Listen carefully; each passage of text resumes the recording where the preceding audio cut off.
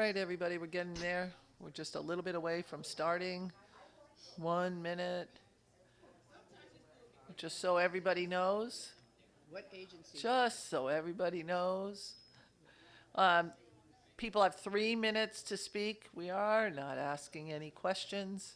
You will get your moment in the sun. You will speak for 3 minutes, and then we will go to the next person. That's the goal. What agencies are we doing, We're Madam Chair? doing judicial and corrections and general government A. Which is the governor's office, all the basic offices. Alrighty. So here we are. It's 3 o'clock now. Madam Administrator, are you all set? We are in the air and on the record. Um, First up, uh, Representative Walker, do you have any comments? Let's rock and roll. 'Cause Okay, there's let's a move this snowstorm along. It's supposed to snow tonight. None of us like snow. coming. No, I, not I didn't anymore. mind snow. I like the first I'm one. very sick of snow now. Yep. I don't like cold Great. weather. I'll complain about cold weather. I will not complain about no matter how hot it gets. I never complain then because I just will not see a complaint happening. I have to pick a season. My complaints go to winter, and that's it. For First up is Janice Parker. Is Janice Parker here? She's remote, isn't she? She's remote. Is she there? She's on remote. Yeah. Hey there. Up next is Corey Betts. Yep. Yeah. Uh, he. I'm sorry. Corey, the floor is yours. Hello, hello, hello. Go ahead. Good afternoon, Senator Osteen, Representative Walker, ranking members, and members of the Appropriation Committee. Thank you for the opportunity to submit this testimony. My name is Corey Betts, and I serve as president of the Greater Hartford branch of the NAACP, and I'm also chair for the Criminal Justice for the State Conference of the NAACP. I submit this testimony in support of HB 5032, particularly the provisions that strengthen independent oversight and accountability within the Department of Correction. The NAACP has long maintained that accountability is not anti corrections, it is pro public safety, pro staff, and pro human dignity. Oversight systems exist to ensure institutions operate lawfully, effectively, and in alignment with constitutional and civil rights standards. Connecticut correctional system impact not only individuals in custody, but also their families, correctional staff, and the communities to which most incarcerated people will return. When oversight is insufficient, small operational failures can evolve into systemic issues that undermine the institutional stability and public trust. From a civil rights perspective, independent oversight serves as a preventive safeguard. It helps identify patterns, resolve concerns early, and reduce the likelihood of harm that leads to prolonged litigation, federal scrutiny, or public crisis. Strong oversight protects everyone involved, including the workforce tasked with operating these facilities under difficult conditions. The NAACP is especially concerned with areas that consistently generate civil rights complaints, including access to medical and mental health care, conditions of confinement, use of force and disciplinary practices, sexual abuse prevention and response, oversight of contracted halfway houses, which remain largely outside consistent public view. These issues disproportionately affect Black communities that are already overrepresented in the criminal justice system. Oversight is one of the few mechanisms that ensures these voices are heard and addressed through an independent lens. We support efforts to align staffing capacity and with statutory responsibilities so that oversight entities can effectively carry out their mandated role. Oversight bodies must be equipped to monitor conditions, investigate concerns, and report findings in a timely and professional manner. At a moment when public confidence in institutions is fragile, Connecticut has the opportunity to affirm that transparency, accountability, and human dignity are core operating principles. Strengthening independent correctional oversight reinforces trust in the justice system and promote long-term stability. A society is judged not by how it punishes, but by how it safeguards dignity, accountability, and justice for all, especially those with the least power. On behalf of the Connecticut NAACP, I urge this committee to support 5032 and advance policies that strengthen oversight and protect civil rights and uphold the integrity of our correctional institutions. Thank you for your time and your consideration. Thank you very much. Up next is Brittany Leibler. Hi, good afternoon. Good afternoon, Madam Chairs and members of the committee.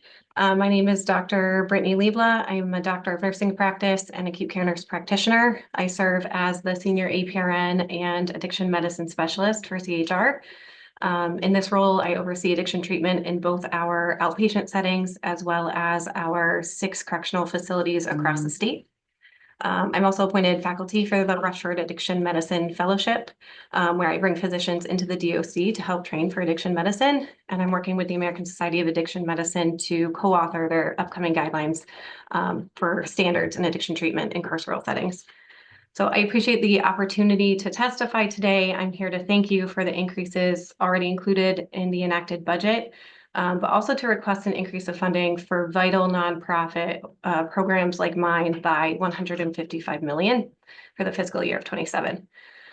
Studies have shown that 2/3 of our incarcerated individuals have a history of substance use disorder, and an additional 20% who don't meet that criteria still had some sort of substance involvement at the time of their crime.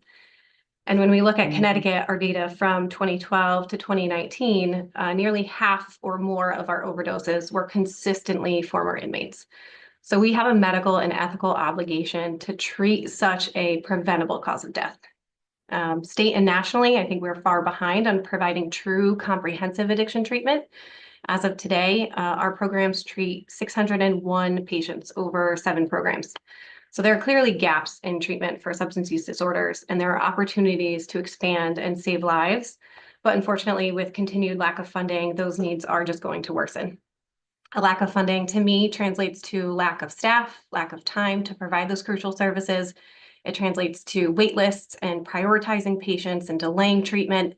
And I'll be honest, there is no good method on how to provide like a prioritization, one life over another as a provider. It's something we struggle with. So we really need to be able to stabilize every patient before they leave an incarceration, knowing that inmates are 120 times more likely to die of an opioid overdose within the first month post-release. Nonprofits are facing unprecedented uncertainty about federal funding right now, when a time really the need for addiction treatment is only increasing. So for the first time in a decade, we have seen those overdose rates come down in Connecticut, and I fear that, without proper funding, those overdose rates will spike again. All the treatment modalities, they are fiscally responsible. They can save us dollars later. They're shown to have higher rates of abstinence, less relapse, less infections, decrease the burden on emergency services, and they're known for their role in reducing rates of reincarceration. So with all of that, I just urge you to please support increase of funding for community nonprofits by $155 million for the fiscal year 27. And I thank you for giving me the opportunity to testify. Thank you very much. Up next is Bianca Stedman. Is Bianca here? Bianca? Next is Justine Rakash Kelly. Is Justine here? All righty. The floor is yours. You got 3 minutes or so.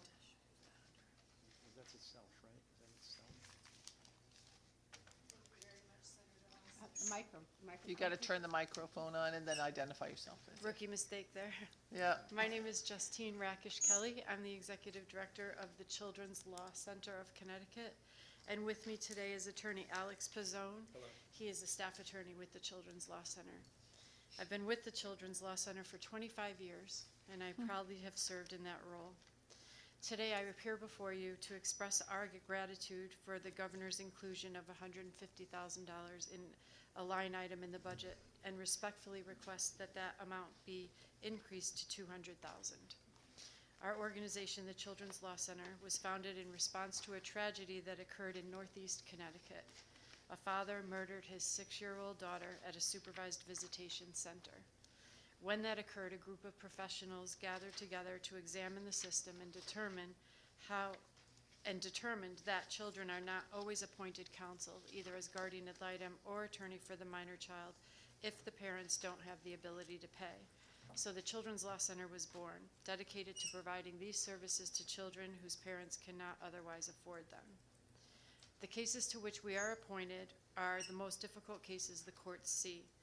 We're appointed to assist the court in determining what is in the best interest of children in cases that involve domestic violence, substance abuse, child neglect, parental incarceration, and the list goes on.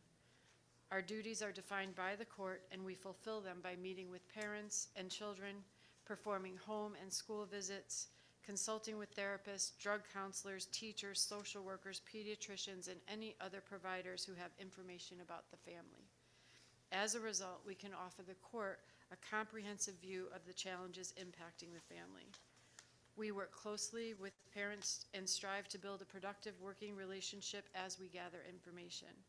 Our goal is to help parents understand how their conflict can negatively affect their children's healthy development and to support them in making decisions that genuinely prioritize their children's needs.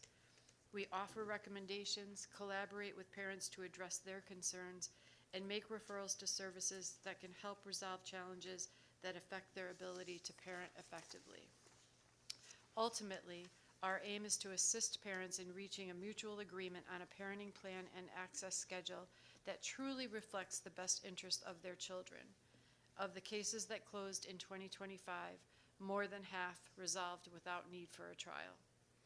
CLC also operates the Law Line, which is a hotline through which attorneys provide information, legal advice, and referrals to individuals with questions about legal issues affecting children. It is a free service open to anyone. Most callers are referred by DCF, the court, or 211. Calls are initially screened and then directed to staff attorneys who speak directly with callers to discuss their concerns and advise them about their legal options. Callers may contact the Law Line as many times as needed to successfully navigate the court system. We respond to questions involving custody, guardianship, visitation, grandparents' rights, education, DCF involvement, and more. If we don't have specific information a caller requires, we rely on our strong relationships with partner organizations and make appropriate referrals. Last year, we assisted more than 700 callers regarding over 1,200 children. Since its inception, the Law Line handled over 20,000 callers regarding over 30,000 children. Now, because many of our cases involve high conflict families, we recognize the need to support them before their relationship deteriorates to such a volatile point. And so in response to that, we created a program called the Families in Transition Program, which is a low-cost hybrid mediation and co-parenting service. Through FIT, we help parents address and resolve their immediate issues while also modeling respectful communication and educating them about healthy co-parenting practices. When the process is successful, parents gain the skills to manage their own conflict rather than returning to court. Our professional staff deliver this service alongside a group of dedicated volunteers who generously contribute their time to this meaningful program. Justine, are you almost done? I am. Okay. I'll just wrap up right now. Thank you. So Appreciate all of it. our programs are designed with one central goal. It's helping children focus on what is truly in their children's best interest. Increasing our funding to $200,000 will help address staffing needs and expand our capacity among all three programs. Thank you very much for your time. Thank you for your testimony. Can you send us this, did you send us a testimony too? Yes, it's been uploaded. Thank you, thank you. appreciate it. Thank you. Have a nice day. Thank you, you too. Up next is Kebra Smith Bolden. Is Kebra here? Yes, I'm here. Okay, go ahead, the floor is yours. Thank you. Good afternoon, Senator Austin, Representative Walker, ranking members, and members of the Appropriations Committee. My name is Kebra Smith Bolden. I'm a registered nurse and have been a nurse for nearly 22 years, as well as a business owner, advocate of the community advocate. Early in my nursing career, I worked within the Connecticut Department of Corrections as a nurse. I want to speak to you today about that experience because it directly informs why adequate funding for the Office of the Correction Ombuds is necessary. At the time, I was a single mother. I had a daughter attending Choate Rosemary Hall on a scholarship and was raising young triplets at home. I had significant responsibilities to my family and I needed stability. This position on paper was exactly the kind of job that should have allowed me to stabilize my life. It offered benefits, health care, and access to education, continued education, all of which are essential for nurses working in high need environments. However, despite those supports, I ultimately could not remain in that role, and that decision is directly relevant to this budget discussion. What I observed inside correctional facilities were systemic conditions, inequitable treatment, inadequate access to medical and mental health care, and environments where people under state custody experience compounded harms. These conditions did not only affect incarcerated individuals, they also placed frontline health workers in positions where harm was clearly visible, but the power to intervene or correct systems issues did not exist. That lack of power mattered. As a nurse, I could see the harm. As a professional, I was expected to function within it, but I did not have the authority, the mandate, or the structural backing to change it. So while the job had the potential to stabilize my family, I could not stay in a role where I was forced to witness harm without power to meaningfully address it. That is not a personal failing, as I thought at the time it was. It's a system failure. After I left, I carried a sense of responsibility and regret, not because I lacked concern, but because I lacked power. I did not have an office. I did not have a statutory authority. I did not have a budget or a staff. I could not compel transparency or accountability. But today, that power exists. The Office of the Correction Ombuds was created to do exactly what frontline workers and incarcerated individuals cannot do alone: to investigate, to document, to identify patterns, and to intervene with independence and authority. But that power only functions if the office is adequately staffed and funded. This is also a reentry issue. The conditions people experience while incarcerated directly shape their health, stability, and ability to reintegrate into the community. Reentry outcomes are determined long before release, and without meaningful oversight, particularly in halfway houses, those outcomes are compromised. This is also a racial equity issue. Black and brown individuals are disproportionately impacted by restrictive conditions, disciplinary actions, and gaps in care. Without sufficient staffing and data capacity, those disparities remain unexamined and uncorrected. The funding request before you is targeted and responsible. A nearly $700 million correctional system cannot be effectively overseen by an under-resourced watchdog and still expect accountability, transparency, and public trust. By fully funding the Office of the Correction Ombuds, you are ensuring that the power to protect human dignity is not left to individuals acting alone, but is embedded in the system itself. I urge you to support this investment because scripture reminds us that whatever we do for the least of these, we do also unto him. And God is watching how we treat those with the least power in our care. Thank you for your time and consideration. Thank you, Kiva. Thank you for your testimony. Have a good day. You too. Next is Cassandra Collier. She should be remote, but she's not, so we're going to go to the next one. Honorable Charles Norris. Yep.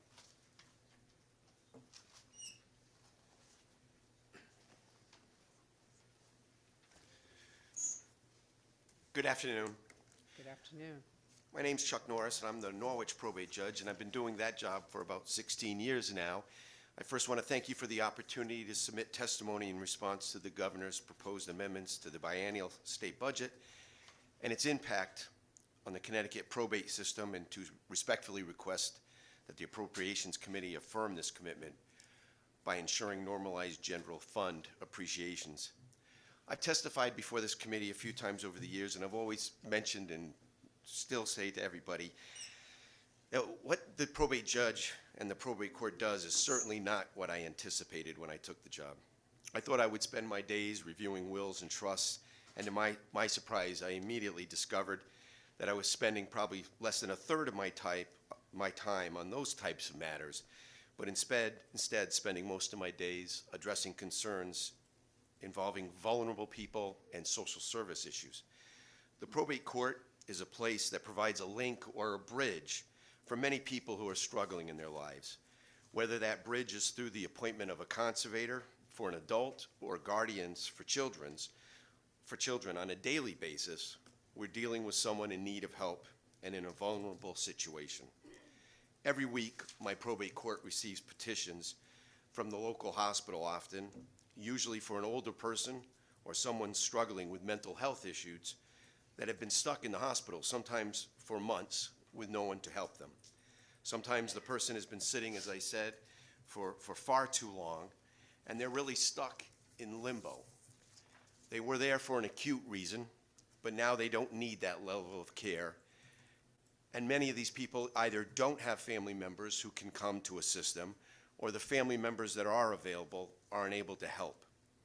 The probate court is then asked to assist through the appointment of a conservator to help coordinate that person's care and let them move forward with their life and simply get out of the hospital and work towards surviving in a different environment. Without the work of the probate courts, I don't know what would happen to these people.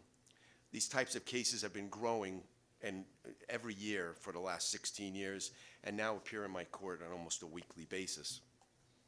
On the other edge of the age spectrum are matters involving children. The probate court is often the first place that a family member will go to protect a child in need. They're often brought by grandparents asking the court to appoint them as a guardian for a grandchild while the parent is struggling. In other cases, it might be an aunt, an uncle, or a sibling who's coming to the probate court on an emergency basis. In my experience recently at the New London Regional Children's Court, we had a matter involving a child whose father was not involved, and the mother had been held for some immigration reasons. The child was essentially overnight left without a parent, no one to seek medical treatment or to help start the new school year. In that situation, the aunt came to the probate court to obtain guardianship, and she found a great deal of comfort in being able to speak to someone. The probate court family specialists and the other court staff were able to work with the family and find a family-centered solution to an immediate problem. On behalf of the probate judges, I want to thank you for your continued support. I hope this provides you some insight to what we do on a daily basis, and I'm happy to answer any questions. Thank you, Judge. Appreciate you. Thank you. Have a nice day. Up next is Angela Schlingheide.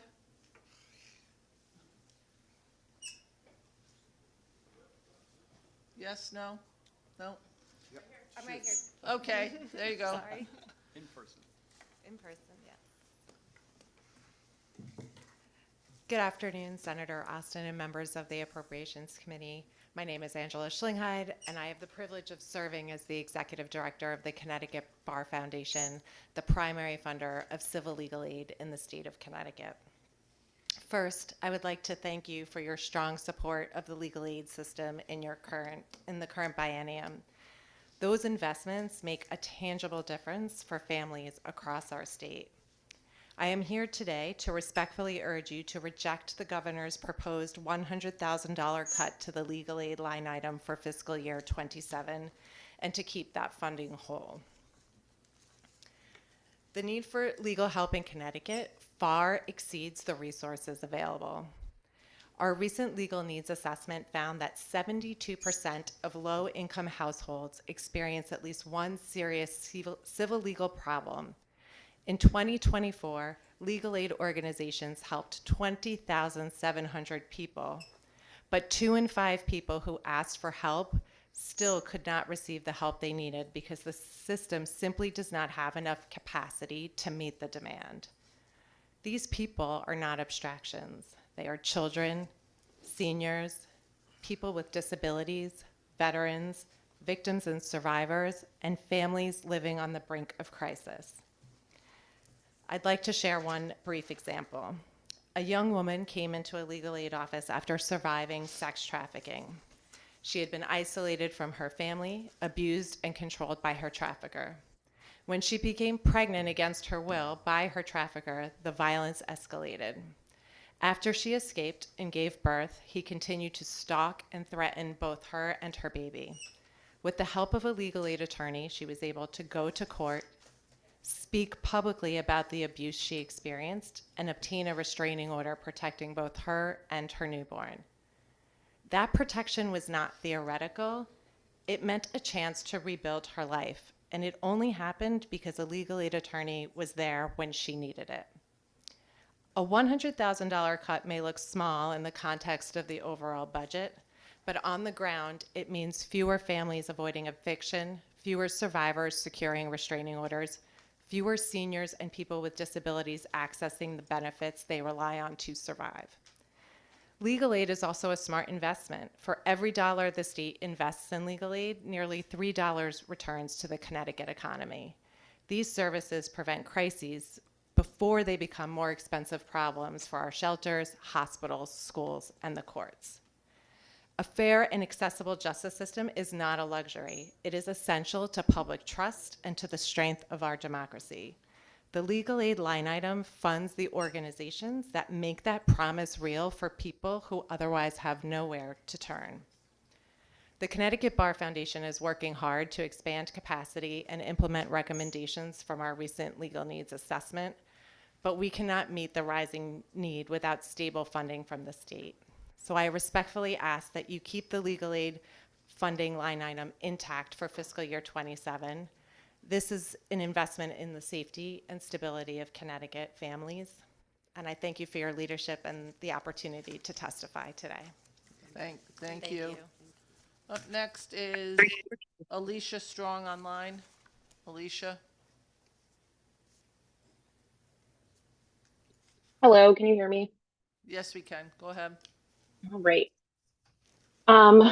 So thank you for letting me speak today. Connecticut spends hundreds of millions of dollars every year on prisons, making incarceration one of the most expensive systems that our state operates. Yet we consistently underfund the very things that would make the system safer, less harmful, and ultimately smaller. Independent oversight, healthcare, programming, and reentry. Over the past year, including this month and last month, people have died in Connecticut prisons under conditions that should never happen in state custody. The Correction Ombuds report makes it clear that many of these deaths are not random tragedies. They're the result of systemic failure, inadequate medical care, weak monitoring, limited staffing, and lack of accountability. And this is why funding the Office of the Correction Ombuds is essential. The Ombuds exists to identify dangerous conditions, investigate complaints, and prevent harm before it escalates into injury, death, lawsuits, or other crises. But right now, the office is expected to do the work with a fraction of the resources it needs. Underfunding oversight does not save money. It guarantees failure and reaction instead of prevention.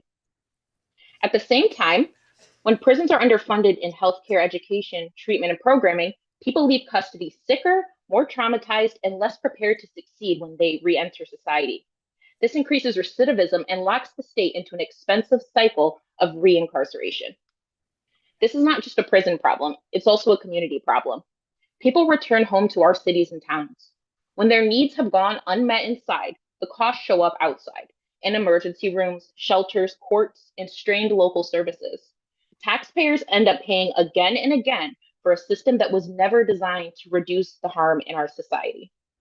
The long-term goal must be to reduce the prison population, but this does not happen by cutting oversight or services. It happens by funding things like the ombuds to enforce accountability and prevent abuse, investing in healthcare and programming to stabilize people while they're incarcerated, expand reentry services that support housing, employment, and continuity of care, and using incarceration only when truly there are no other options. Shrinking the prison system requires intention and investment. Oversight and reentry are not add-ons, they are tools for this. Connecticut can continue to spend enormous sums reacting to crisis and reincarceration, or it can invest in prevention and accountability that reduce harm and reduce the number of people behind bars. The evidence is clear. The costs of inaction are clear. If we want safer, more affordable, and a more just system, We have to fund oversight and we have to commit to reducing the prison population. Because truly, that is not only the fiscally responsible thing to do, but it's also the moral thing to do in welcoming people back into our society. So thank you again for giving me the time to speak. And I hope you will consider funding some of those critical services I mentioned so that we can start ending some of these cycles of recidivism and incarceration, start making our communities safer, and start to hopefully close down prisons because we don't need them anymore. Thank you. Thank you. Have a nice day. Up next is we're going back to Bianca Stedman. Bianca?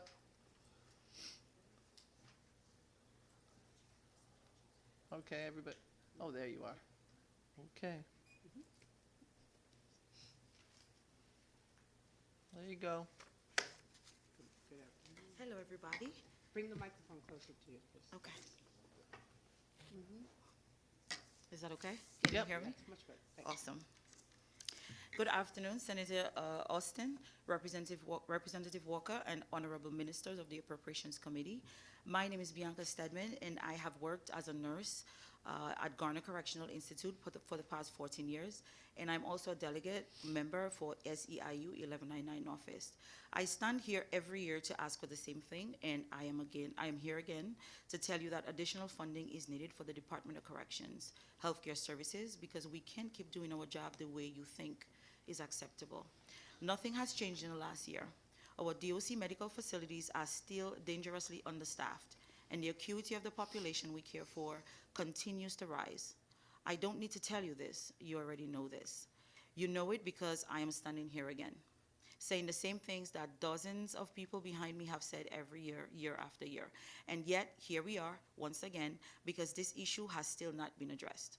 Currently, we are so short staffed that housing unit nurses are doubling up on post assignments, and this creates multiple barriers to providing not only effective patient care, but multiple care that does not meet community standards. When nurses are stretched this thin, patient safety suffers and quality care becomes nearly impossible. However, what was nearly impossible last year is now becoming dangerous. We are approaching a breaking point. I fear it is only a matter of time before the lack of funding and staffing leads to a devastating, even potentially deadly incident. As you know, this isn't just about medical. It's mental health care. It's dental care. The people we treat at DOC amongst the most underserved when it comes to their health needs. Healthcare workers come to this job to help people get better, to stabilize them physically and mentally, and to give them a real chance when they return to the community. But we can't do that anymore. We are barely able to provide the minimum level of care. We can't address underlying health issues. We can't support healing or recovery. And when that happens, we aren't breaking the cycle. We are allowing it to continue. At my facility, mental health nurses are routinely pulled to the floor to do med passes instead of focusing on their actual role, which is working with mental health providers to coordinate care and to provide effective patient care, healing, support, and treatment. Our specialized 5 and 2 assignments are routinely pulled to the floor, as well as we are so understaffed. These critical assignments include the ID nurse, the medical sick call nurse, and the discharge planning nurse, all roles that require dedicated focus, not constant reassignment. We have also repeatedly raised alarms about staffing on second shift, and those warnings have been ignored. I stood here last year and I told you we have not had enough staff for our facility. We need a triage and an intake nurse to prevent the nurse who is doing a med pass from having to do the job of 3 people. The job of an intake nurse is to focus on new arrivals. Instead, the housing unit nurses are routinely pulled away to do med passes, and that nearly proved dangerous just weeks ago. A newly admitted individual was brought into a unit, and because of delays caused by the understaffing, this person was placed into the housing unit without proper screening. Within minutes, the situation escalated as his temper flared, and housing unit safety was compromised, and I was the nurse on shift that day. So this is literally my story. Thankfully, no one was hurt, but that outcome was luck, not planning. If intake had been properly staffed with a nurse assigned to that post and screening had occurred as it should have, this situation would never have happened. So I ask you again, what happens next time? Because next time, we may not be so fortunate. And I don't want to be standing here telling you that someone was seriously injured or killed because of an entirely preventable failure. Preventable if staffing were funded at levels we have repeatedly told you So is Bianca, you're gonna necessary. have to wrap it up because you're beyond your 3 minutes, and your I'm story is sorry. very compelling, and I don't want to do that, but that's where we are. Sure. So I'm going to wrap it up by saying we just need to request that our PCNs are currently vacant for the past 2 years, and we are requesting for financial support that it is backfilled because these PCN numbers are patient control numbers, and these are actual bodies on the floor that we need. So even if we're saying that we're understaffed, these nurses who have not been replaced, if we're talking 22 nurses, if I'm supposed to speak on statistics, if I have You're 22 about double your time now. PCN numbers needs to be backfilled. Thank So you. it could lessen the burden And of if the you could nurses on send the us your floor. testimony, that would be great. Thank you so Very, much. very, very Thank you for compelling. having me. Thank you. Can I just say, if you did not send it to us online, please either drop it off at the desk where the administrator's there, or send it to us by tomorrow so that we can get it, because we need to have it compiled into the testimonies. Up next is James Jeter. Is James here? Hey, James.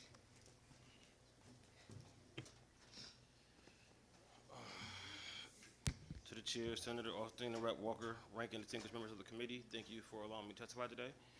I'm here to testify that there should be almost zero increase in the Department of Corrections budget because current leadership has failed to implement a budget. Thus, we're just throwing bad money after bad money. The socialist C. Wright Mills, in his seminal work, White Collar, documented the rise of large impersonal bureaucracies in the 20th century. He showed that as corporate power grew in scale and complexity, the government's role necessarily expanded to manage, regulate, and provide a counterweight to that power. This created a dynamic where large organizations begat large-scale oversight. However, when it comes to the state, there is no counterpart except for more state. And we accept this not as encroachment on liberty, but a way to protect us from the concentrated powers. Today, we are not facing the unchecked power of a corporation, but the unchecked power of a state institution itself, our Department of Corrections. The same logic applies. A vast, closed, carceral bureaucracy with the power of life and death over those in its custody demands a proportional, powerful, and independent oversight structure. Without it, the system is accountable only to itself, and history here in Connecticut and nationally shows us the deadly consequences of that. I'm hoping for all criminal justice budget and policy considerations. We have been guided by OPM's criminal justice policy and planning division, as they are statutorily mandated to inform both the executive and legislative branch on the needs of our criminal legal system, and it's imperative this body is leaning on that division to inform the decision making. So I urge this body and Judiciary Committee to work closely with that division to inform its understanding of the needs of the criminal legal system. Mills wrote about the organized irresponsibility that can flourish in large bureaucracies. When we see persistent patterns in custody death, inadequate medical care, and allegations of mistreatment, we are seeing the symptoms of that organized irresponsibility. The remedy cannot merely internal promises to do better. This goes also for the issues plaguing staff. The remedy must be a structural counterbalance, an independent investigative research and data-driven body with the authority and expertise to see inside the black box. I believe we have at least two of these types of oversight, the Office of the Ombudsman being one. So what I have is 4 recommendations. One is, instead of giving more funding to DOC, expand halfway house beds, get those 200 waiting persons that we heard today out of DOC. 2, give the $1 million request in partnership with DOC, DSS, and OPM. 3, expand the funding of the Office of Ombudsman. And 3, defund and dismantle the ILAP program, the Inmate Legal Assistance Program. ILAP is a DOC contract where DOC is the client, and yet this legal entity is supposed to work on the behalf of the incarcerated in issues against DOC. There are Connecticut law schools, such as UConn Law School, that are working on creating and showing a better structure and willing to step in independently of DOC and serve in this capacity. We could also bring back law libraries to our prisons. What we cannot and shouldn't do is continue to fund entities that help DOC operate as a state-funded black site, and that's helped no one. Thank you. Thank you, appreciate it. Up next is, so if you guys want to do that, all you have to do is go like this, because then this is what we do for deaf people. And that gives you an opportunity to express yourself without us not moving along. Jennifer, you're up. James, did you send your testimony? No, I'll send it. Just send it, please. Good afternoon, Representative Walker, Senator Austin, and other honorable representatives. Thank you so much. My name is Jennifer Chudukowicz. I'm the Chief Strategy Officer at SCAD, Southeastern Council on Alcoholism and Drug Dependence. I feel like I should get an extra 30 seconds just for introducing myself.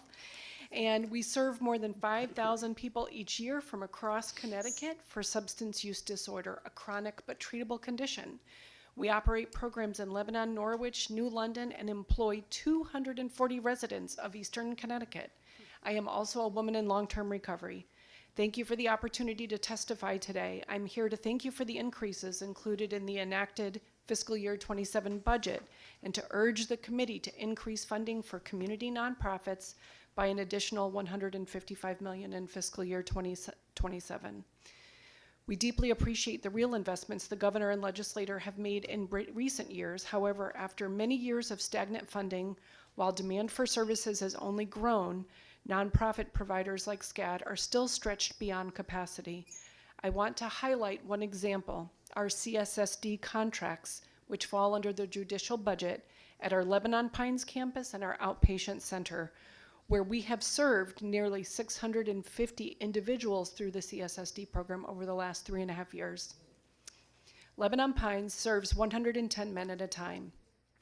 It is one of the largest residential SUD providers in the state.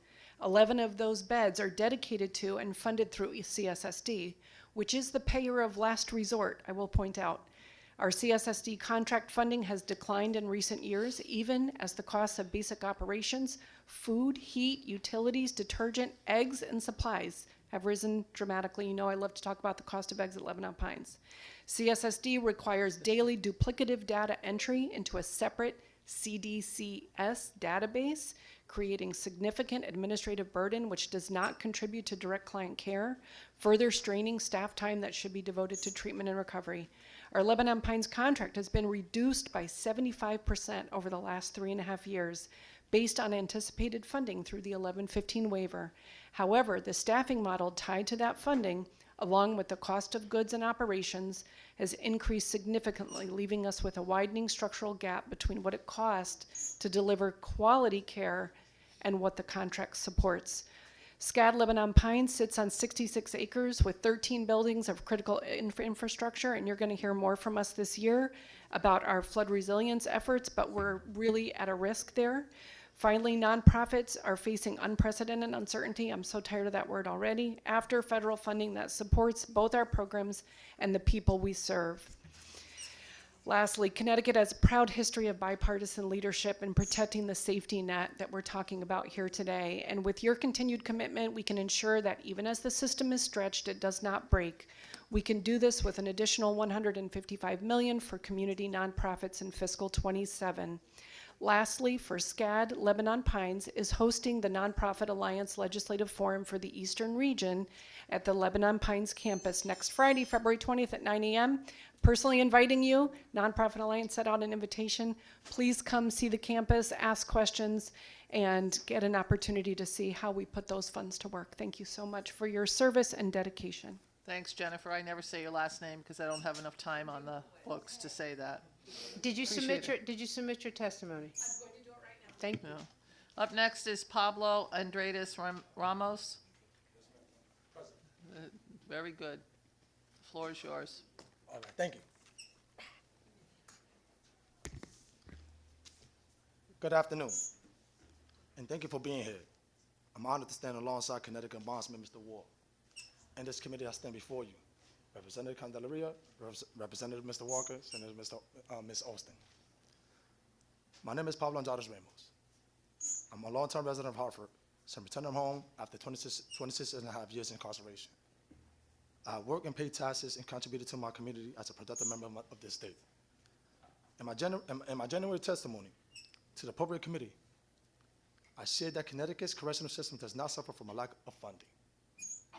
It suffers from a lack of accountability. I explained how prolonged incarceration wastes taxpayers' money, and why oversight and parole eligibility reform are fiscally responsible policies. Today, I want to build on that. With the new fiscal evidence, the policy has been told reforms like Senate House Bill 7133 would save about $3,300 per person per year.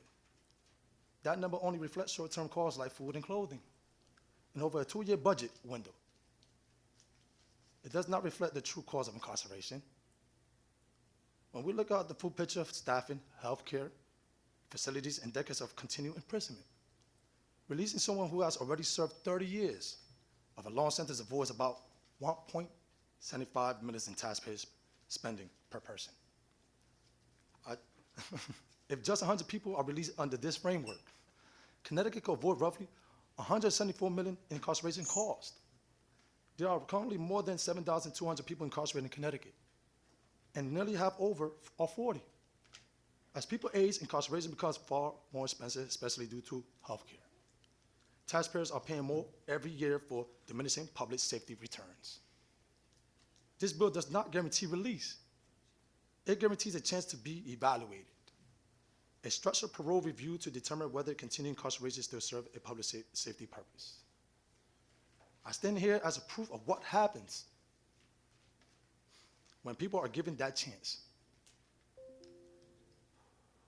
Since my release, I no longer cost the state money. I contribute to it. This is not about being, endless incarceration is not a strategy. It is all expenses. I also want to make clear that I stand with this panel and this organization behind this effort. Brothers and Sisters United in Action, Stop Solitary Connecticut, Food Citizen Coalition, Next Level Empowerment Program, Guidance with Purpose, and Ombudsman's Devon Ward. Connecticut has an opportunity to invest in accountability, fairness, and safer communities. And with that, I would say thank you. Thank you. Pablo, did you submit your I testimony? will submit this testimony. Thank you. Thank you. Up next is Anderson Curtis. Is Anderson Curtis here?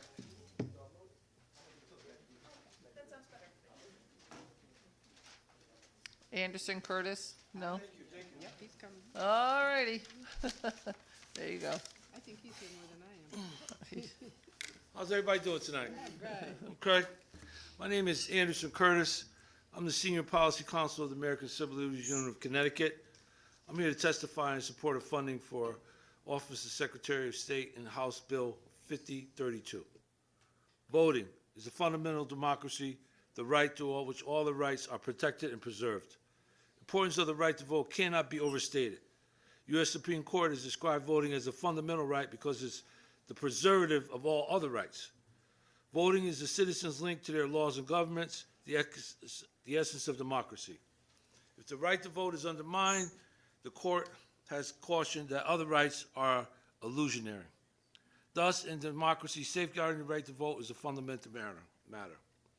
Imperative to defending the right to vote is fully funding our voting systems. This is not time to play dice with democratic tip polls and institutions. Voting is the cornerstone of our democracy. The exhaustion of federal funds is not an excuse to deprioritize healthy and accessible voting practices in the state. This means our budget must fully include full funding for all facets of voting. Every dollar that is in the legislature allocates to SALTs is a dollar that will be saved by municipalities. If this legislature fails to fully fund SOTs, there will be significant financial burden placed on local election officers. First, during each election since the beginning of early voting, SOTs has appropriations that permitted them to offer grants to municipalities. Second, voter education is essential to ensuring the electorate is informed on all their voting options.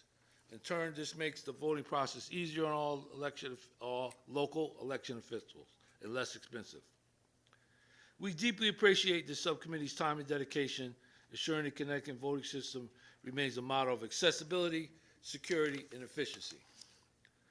We are committed to providing any necessary support to ensure that voting remains feasible and manageable in all facets, and we strongly urge this committee to fully fund voting in our state's budget. I just want to add that, leadership is accepting responsibility for enabling others to achieve shared purpose under conditions of uncertainty. And if there's ever time for leadership, is right now. So I'm willing to accept my responsibility, and I strongly urge this committee to accept theirs. Thank you for your time. Thank you. Up next is Julia Wilcox. This man is Julia? here in the Capitol every single day advocating. God bless you. Julia? Good afternoon, Madam Chairs and distinguished members of the committee. My name is Julia Wilcox, Senior Public Policy and Division Advisor with the Connecticut Community Nonprofit Alliance. The Alliance is the statewide organization representing the nonprofit sector. Community nonprofits provide essential services to over 500,000 individuals in Connecticut every year and employ more than 118,000 residents, improving the quality of life in communities across the state. Thank you for the opportunity to testify this afternoon. I'm here to thank you for the increases included in the enacted budget and to request that you protect this funding and appropriate an additional $155 million for community services in fiscal year 27. The increases that you fought to provide in last year's biennial budget delivered important funding increases for community nonprofits. However, with the largest gains going to DDS residential programs, the rest of the nonprofit system does continue to fall behind. Currently, sweeping federal cuts to healthcare, Medicaid, SNAP, homelessness services, and more are pushing nonprofits and the communities they serve into crisis. Community justice providers support justice-involved individuals and their families, as well as survivors of crime. Along with providers of services related to behavioral health and substance use disorder, they provide critical support related to diversion, prevention, and reentry. These programs, funded by the Department of Correction, Court Support Services Division, and Department of Mental Health and Addiction Services, continue to play an essential role in the ongoing success of criminal justice reform in Connecticut. Hopefully you have my detailed written testimony which was submitted. I'd like to focus on just a few key areas, if I may. First and foremost, nonprofits are currently serving approximately 3,000 returning citizens in programs which are funded by the DOC and thousands more which are funded through the Judicial branch. Second, the second page of my written testimony outlines two critical areas of funding increases which are included in the final budget and supported by the governor's proposed budget. These are related to the AIC programs for juveniles and adults, as well as the state's reentry centers. Third, as we continue the shift towards serving more people in the community, it's critical that the budget reflects the increasingly complex service needs of this population, which are outlined in my testimony, including a live link to the State of Reentry report, which I encourage you to review. And finally, the requested $155 million increase in funding would ensure greater opportunity for this population to receive critical support, which would greatly enhance the potential for positive outcomes and long-term improvement to the quality of life for these individuals and communities across the state. And with that, I will end with a most sincere thank you for your support and your time this evening. Thank you. Karen Jackson, are you here?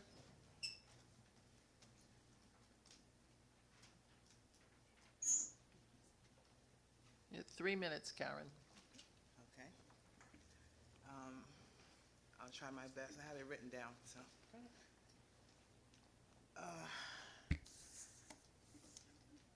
My name is Karen Jackson. I'm sorry. Yeah. Let me bring my glasses. This testimony before the Connecticut General Assembly Appropriations Committee in support of funding for the Office of the Correctional Ombudsman, submitted by me, Karen Jackson. Good afternoon, senators, representatives, and members of the Appropriation Committee. My name is Karen Jackson, and I'm here to demand full funding for the Office of the Correctional Ombudsman, an office must have the power to confront the horrific realities inside the Connecticut correctional system. The latest ombudsman report was gut-wrenching. My son Gabriel, who was in the New Haven Correctional, saw rats going in and out of the cells.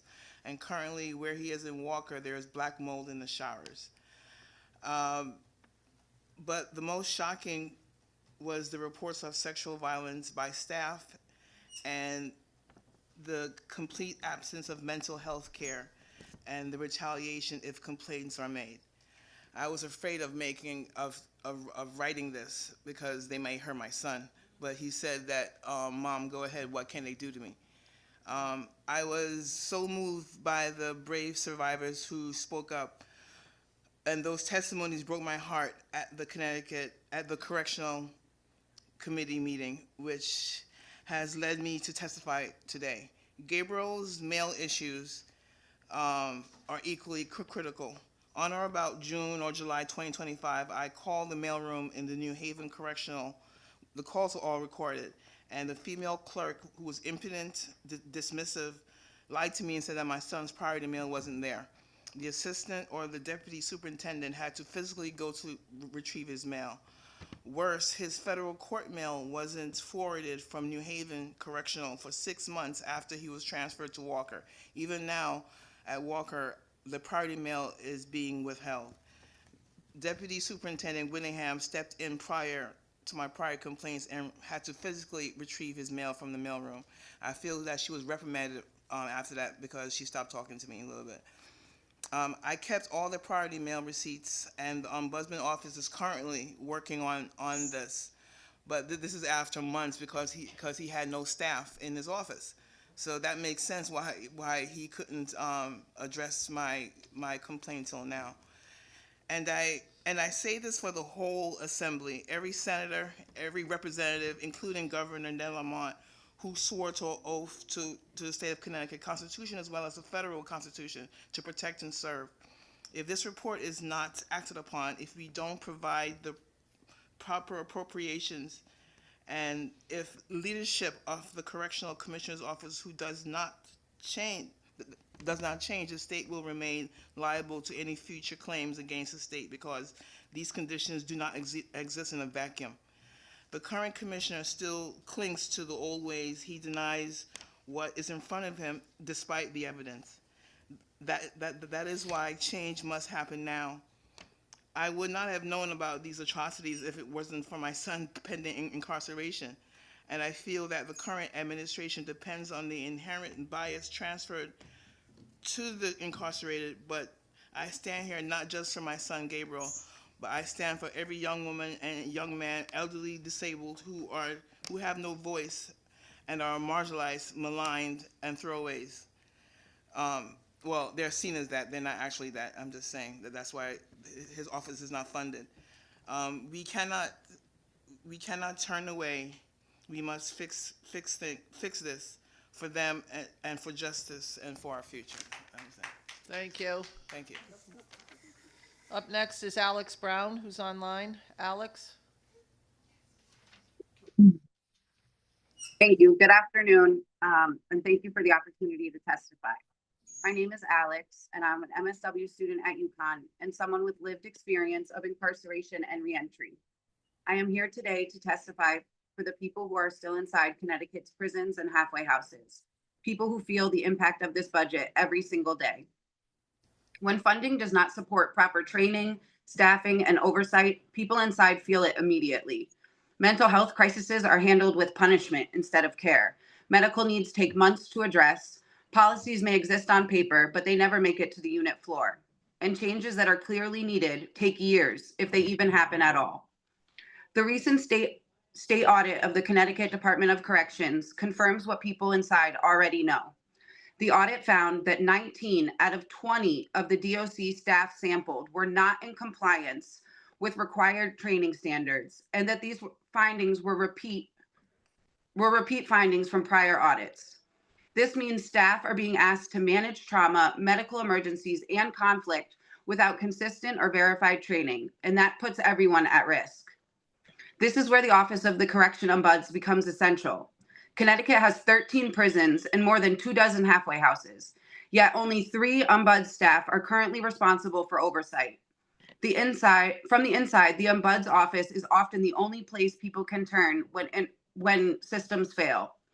Without enough staff, complaints sit unanswered, patterns of harm are missed, and dangerous conditions continued unchecked. From a budget perspective, underfunding oversight is not neutral. It is costly. When training gaps and unsafe conditions go unaddressed, problems escalate into emergencies, lawsuits, overtime costs, and long-term medical expenses. Fully funding the Ombuds office is a preventative investment that helps catch problems early, improve compliance, and avoid much higher costs later. This lack of oversight and training has a particularly serious impact on women at your correctional institution. Women in custody have high rates of trauma, mental health needs, and medical needs. When staff are not adequately trained and oversight is weak, harms compound, and those costs follow women back into the community. I also want to quickly address release and reentry, particularly for emerging adults. Connecticut spends tens of thousands per person each year on incarceration, with costs increasing as people age. Research shows that allowing the release for people who have already served long sentences, especially those incarcerated as youth, produce significant long-term savings. These savings can be reinvested into housing, healthcare, and real reentry supports that actually improve public safety. This committee is not being asked to pass policy today, but to fund systems that work. Funding training, oversight, and accountability inside our prisons is both fiscally responsible and humane. I urge you to fully fund the Office of the Correction Ombuds and invest in conditions that prevent harm rather than react to it. Thank you for your time and considering the people who are still inside. Thank you. Up next is Maricela Arizia. Unless she's in person, we have attempted several times to promote her to panelists, and she has declined, so. Okay. Next is Kevnisha Boyd. Hello, can you see and hear me okay? Yep. All right, good afternoon. My name is Kevnisha Boyd. I'm a licensed professional counselor, a former mental health counselor at New Haven Correctional, and a member of Stop Solitary CT. Thank you for the opportunity to provide testimony this evening. I want to begin with a basic question of accountability. If any other system responsible for care of human beings, such as a hospital, a psychiatric facility, or a residential treatment program, experienced 3 deaths in 1 week, that system would immediately face external investigation and corrective action, if not closure. Funding increases would not proceed without clear answers and oversight. The Department of Corrections should not be exempt from this standard simply because the people in its care are incarcerated. I want to be clear. I agree that there is a need for increased healthcare staffing within DOC facilities, and I second the recommendations put forth by James Jeter regarding addressing healthcare capacity. From both my clinical training and my lived experience from inside New Haven Correctional, I understand the severity of understaffing, clinician burnout, and the risks that occur when there are not enough qualified mental health and medical professionals present. However, increasing the DOC budget without first conducting comprehensive staffing and system analysis is not responsible. Before allocating additional funds, there must be clear data-driven assessment of how many staff are needed, in which roles, at which facilities, and under what working conditions. Continuing to increase funding without deep audits, oversight, and accountability while people are dying in custody is counterproductive to the goal of safety and care. I have witnessed negligence of staff within these systems alongside the very real strain they operate under. Both realities exist at the same time. A system can be understaffed and unaccountable at the same time. Addressing only staffing without addressing systemic failures will not prevent further harm or loss of life within the Department of Corrections. It is also critical to understand that correctional healthcare staff cannot begin and end inside prison walls. The DOC budget must include meaningful reinvestment in pre-incarceration and post-incarceration mental health services, particularly real, culturally responsive care rooted in the community. Too many people with serious mental illness are being criminalized instead of being treated, then placed in environments where their conditions are worsened, they are re-traumatized, and at worst, they die. If we are serious about reducing deaths in custody, improving public safety, and using taxpayer dollars responsibly, we must invest in mental health systems that keep people alive and not dead as they are dying within the correctional facility. So this is not only humane, it is fiscally responsible. Continuing to expand the DOC budget without deep evaluation and a shift toward prevention and reentry sends the message that deaths in custody are acceptable collateral rather than urgent failures requiring corrective change. The people in DOC are still people. Their lives deserve the same scrutiny, protection, and accountability as anyone else under the state care. Thank you. Thank you. Up next is Carlos Troconis. Is Carlos here? No. Up next is Nancy Peters online. Nancy? Okay, the floor is yours. Good afternoon, Senator Austin, Representative Walker, and members of the committee. Appropriation Committee, thank you very much for letting me speak. My name's Nancy Peters. I live in Norwich, and I'm with Brothers and Sisters United in Action. And because I write to so many incarcerated people as part of my organization, I know quite a lot about what they experience. Today, I speak to strongly urge Governor Lamont and this committee to provide additional funds to enable the Office of Correction Ombuds to hire 6 additional staff members, as Ombuds Ward is requesting. This added staff will give the OCO a fighting chance of fulfilling its statutory mandate of protecting the rights and well-being of over I'm not sure, 9,000 or 10,000 people in the state's prisons, jails, and halfway houses. Let's be real here. Both the recent auditor's report on the DOC and the Ombuds annual report on conditions of confinement show the DOC's pattern in practice of failing to adequately provide for even the most basic needs of those in its custody. For example, fresh air and edible food. The system is rotten at its core, deeply flawed, and the OCO needs all the help it can get in protecting people from it. The OCO's job is enormous. It must not only put out fires on a daily basis, like responding to calls of no heat or hot water, suicides, deaths, drug overdoses, retaliatory beatings, and the like. It must also conduct the investigating, research, analysis, and political advocacy required to systemically improve conditions of confinement, if that is possible. While also interacting with family members, media, and the public at large.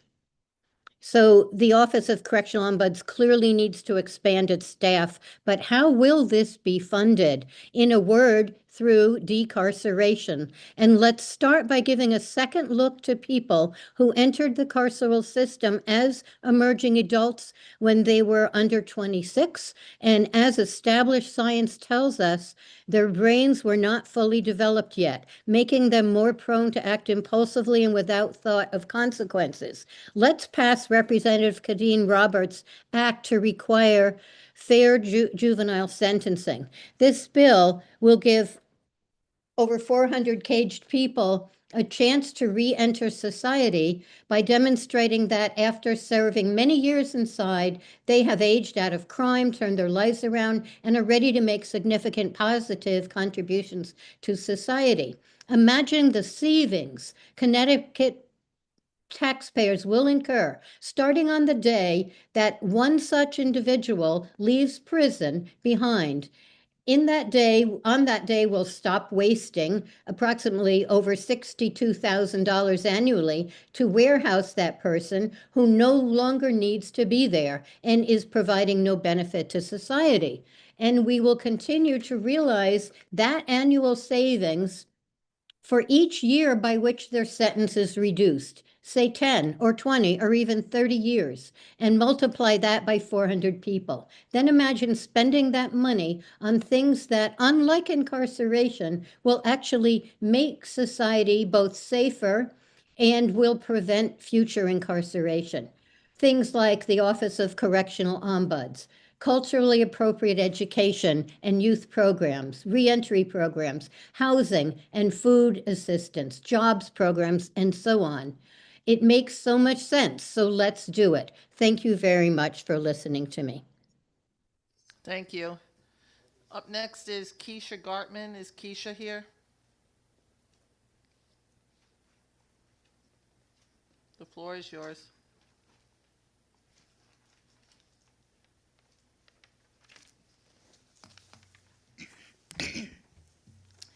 Good afternoon, Senator Olson, Representative Walker, and honorable members of the Appropriations Committee. My name is Keisha, and I am a registered nurse at Osborne Correctional Institute. I dedicated over 16 years in the healthcare field, and I'm here today to strongly urge you to add additional funding to your budget of the Department of Correction Healthcare Services. However, I'm here not just as a registered nurse, but as someone who shows up every day to care for people in the Department of Corrections, often under extremely challenging conditions. I believe deeply in this work, in patient safety, and in supporting the staff who make this system function. At the core of everything we do is the responsibility to provide safe, humane, and consistent care. No patient should ever feel the impact of staffing shortages. Their care should not be delayed, rushed, or compromised because we simply do not have enough people on the floor. At the same time, no staff member should be mandated to work 16 to 20-hour shifts just to keep operations afloat. That level of exhaustion is not safe for patients and is not sustainable for staff. We are critically short-staffed and is leading to more issues within Connecticut DOC. When incidents occur, the staff involved are often placed on leave and policies are quickly cited. Policies are important and accountability matters, but what's missing from many of these conversations is the reality that we are working understaffed every single day. Many of these policies were written for fully staffed and fully resourced departments. How can you stand by them, enforce them, or expect them to work properly when we are not given the resources necessary? From staffing to supplies is always short, being cut, or just not being fulfilled despite our requests. Despite all of that, nurses and other healthcare staff continue to show up day after day. We stay late, we cover extra shifts, and we do our best to protect our patients and each other. But dedication alone cannot fix a staffing crisis. Burnout is real, fatigue is real. And eventually, we risk losing experienced, compassionate staff because the system is asking more than anyone can reasonably give. I am speaking today because I care. I care about my patients' outcomes. I care about staff safety and morale. And I care about the long-term stability of healthcare within the department. The solution is not more mandates or disciplinary actions it is an investment. We need increased funding to recruit and retain staff, to reduce mandatory overtime, and to align policies with the realities of our workforce. With adequate staffing and proper resources, we can uphold our standards, protect our patients, support our employees, and prevent crises before they happen. This is not about lowering expectations, it's about creating conditions where expectations can realistically be met. I am asking you to see the full picture, to listen to the voices on the frontline workers, and to invest in solutions that allow us to do our jobs safely, ethically, and with the level of care our patients and staff deserve. Thank you for your time and listening to my perspective. Thank you. Thank you. Have a nice night. Did you submit your testimony? I did. Thank you. Up next is Elizabeth Hinton. Is Elizabeth Hinton here? Yeah, can everybody hear me? Yep, we can hear you. Okay, thank you so much. Good afternoon, Senator Austin, Representative Walker, and members of the Appropriations Committee. My name is Elizabeth Hinton, and I'm a professor of history, Black Studies, and law at Yale University and historian of crime, punishment, and public policy. I'm also the founder of the Justice for Everybody movement at Yale. Thank you so much for the opportunity to testify today. I am here to speak in strong support of Kadeem Roberts' juvenile parole eligibility bill, which has been endorsed by the JJPOC and the public defenders, and to emphasize why this legislation makes clear fiscal sense for the state of Connecticut. Connecticut currently spends more than $60,000 per year to incarcerate a single person. For individuals serving very long sentences for crimes committed as teenagers or young adults, this often means decades of public expenditure long after they pose any meaningful risk to public safety. Over time, that adds up to millions of dollars per person.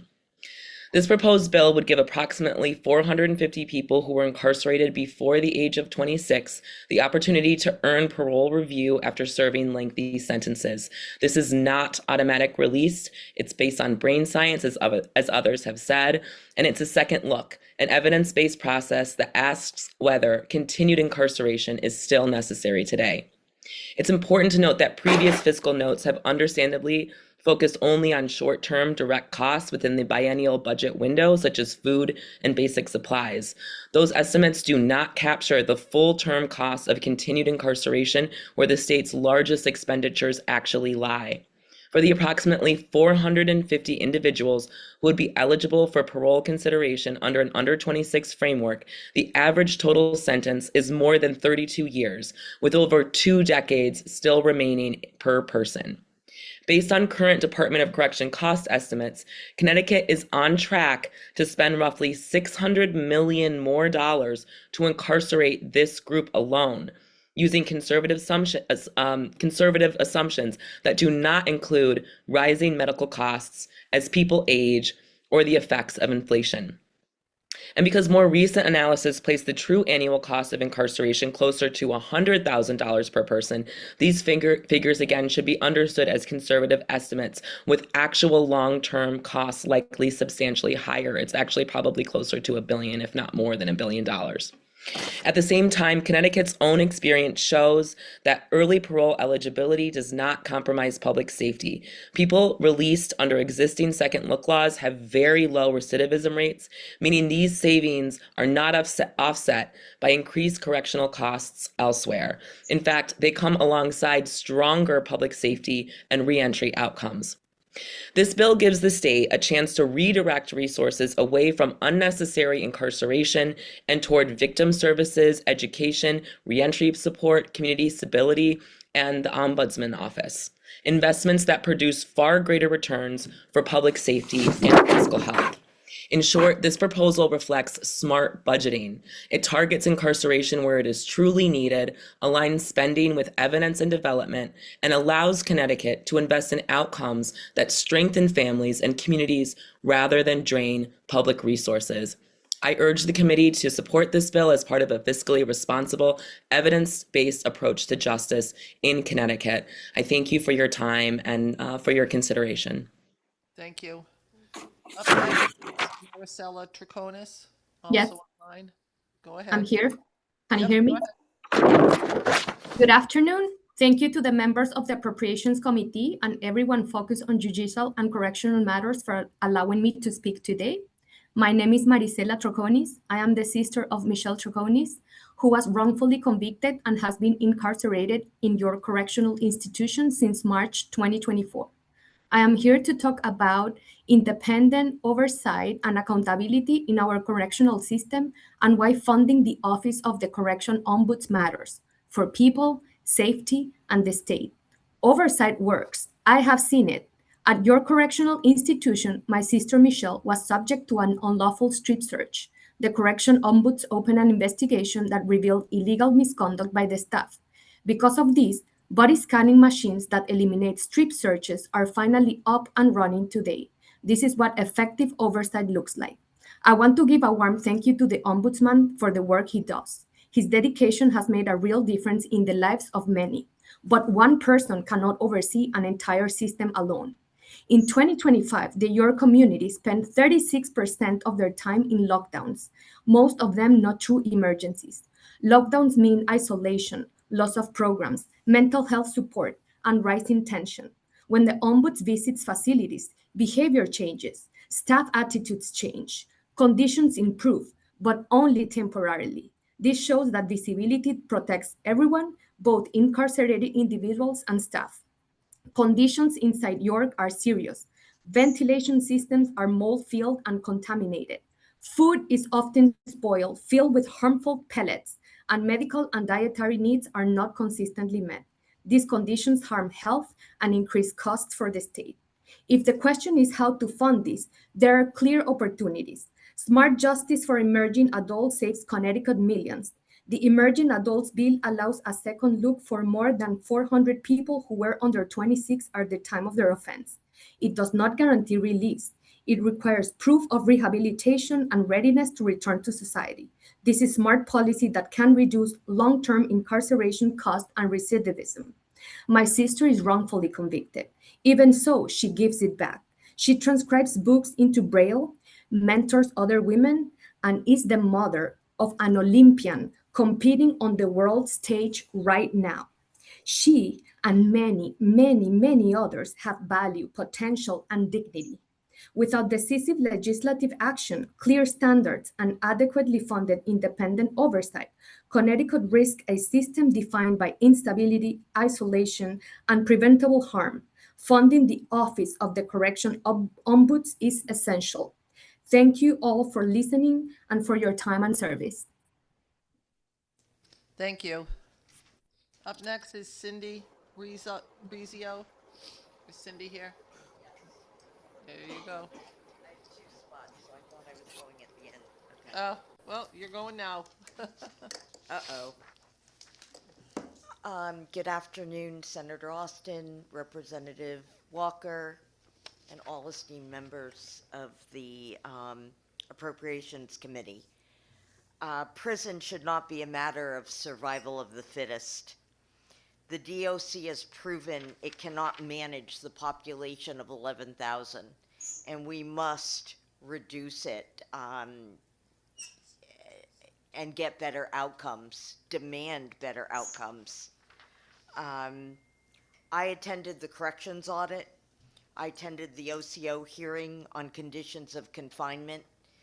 And you can see a picture tells 1,000 words, right? But I've been in this space over 10 years. It's chronic, it's recurring, nothing's changed. I've heard about the sexual promiscuity inside between staff members, beatings. So I feel that the OCO has requested just near 800,000. I say we need them so badly in the state of Connecticut. We should add another 250 and let them get ahead of this. Since the OCO hearing, we've had 3 deaths in the prison. There's an open investigation for one on December 4th, I think, of 2025. And I've got a granddad who couldn't be here today, and his grandson was in one of the prisons, I'm not going to mention which one, and they had no plumbing inside his cell. 2 men, 40 hours. That's depravity of human life. They defecated in paper bags. Where was the maintenance crew? Representative Walker, I think you mentioned maintenance today. The other thing is that, can you imagine being in one of the most violent places on earth, our prisons, and what you witness? My loved one protected me and didn't want me to hear. But now that I'm an advocate in this space, I know firsthand. So they've witnessed beating, sexual assault. They've witnessed murder, quite frankly. And I heard a lot of talk about victim services and victim advocates this morning. And I'm wondering who is doing their trauma-informed care. So, you go into prison and we're entrusting and we're praying to God our loved ones are coming out whole. When I heard the chief operating officer talk today about how these people come in broken and they fix them up and they send them out, bullshit. I am so sorry. But it's offensive to me as a mother of a formerly incarcerated and my constituency and all the people in this room. So if we don't take accountability, real accountability, how are we ever going to change things, quite frankly? Reduce the prison population. There are many ways to do it. And I know the advocates are ready to work to getting that done.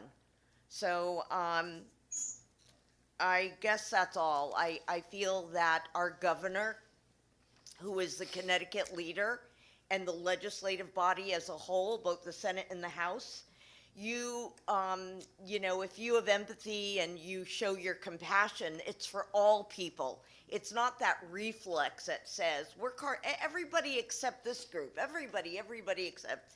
No, our loved ones are returning home, and we want them whole. And it doesn't matter, and I'm saying this, to what class of offense they've committed. I'm happy to debate anyone about my constituency. Thank you so much. Thank you. Up next is Gwendolyn Samuel, online.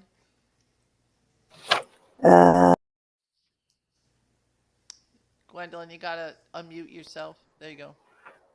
All right. Good evening, Senator Austin and Rep. Walker. It's good to see you. I'm just so concerned about us saying blanket just fund things. We have an audit where we have overpaid millions. And so we're dealing with two parts. Basic human decency. That doesn't cost millions to treat someone humane. I visited, I have a friend, 63 years old. They asked me to support him while he was in there. I visited it. The bathrooms were disgusting. So who is that vendor? And the reason why I'm saying that is you can't pour money in without trying to figure out where the current money is going to. Or you're just going to be pouring good money, taxpayers' dollars, hardworking taxpayer dollars, on fiscally irresponsible spending.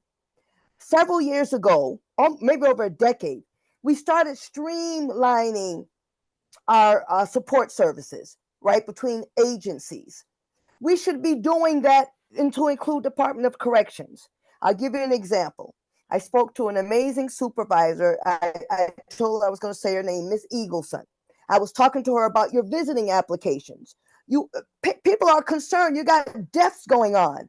You're not providing hats. It is frigid temperatures. And they are paying for hats. The money is returning back, according to my friend, but you're not giving hats in frigid temperatures and they go outside.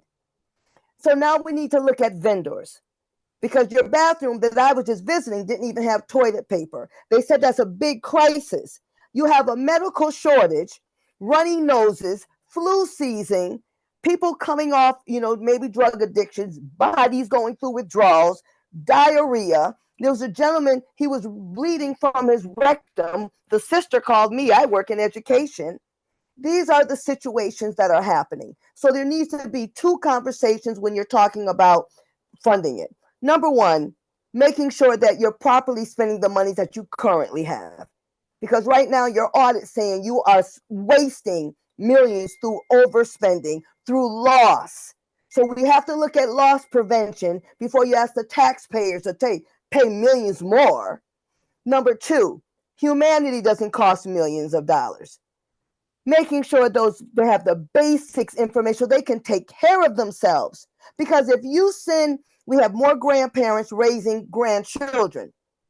You get someone that has a disease, gets caught in there, gets sick, then they go back into society. They're now getting their grandparents sick. Now they're getting their children sick. They're going to use public transportation, maybe they don't have transportation. So you have to look at this for public safety and the unintended consequences of not putting checks and balances to the doctors. To our fiscal, the way we spend our money. So in closing, I'm just saying, you can look at visiting while you're figuring this short staff out. We have visiting online is virtual. Then you have a paper one for the initial visiting. Why don't you streamline the visiting application? And if you streamline the visiting application, on the box, what does that cost the state? That doesn't cost us anything because you already have the visitors application online. There should be one application, and then, based on restraining orders or whatever, determine whether there be someone in person or online.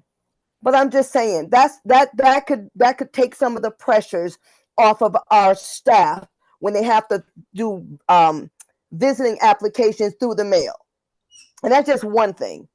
And lastly, you look at your elderly population. You got people in there. Everyone makes mistakes. No one's perfect, right? But you're not really paying attention to your elderly. Last thing I will say, when my friend came in, I was charged to go get the medical. So I'm calling Walgreens. I'm working with this counselor. No one knew where this man's medication was. If you're not doctors and you are probation officers or correction officers, you should not be determining whose medication is valuable or who's not. If a doctor prescribes medication, then the only person that should be impacting that inmate's medication is a certified doctor, not the dentist, unless you're going to a dentist, not the janitor. So thank you so much for listening. So I'm just asking us, don't just blanket throw money at this. I'm not going to, yes, they need more resources, but you have to look at your current resources and make sure they're spent effectively, but make sure we're supporting our medical. And so make sure you're supporting our staff that is working extra hours, but we can do better as a state. Don't just throw money at it without the checks and balances. Thank you. Thank you. Up next is John Mealy. John, are you here? John Mealy, no. Up next is Judge Darby. Judge, the floor is yours.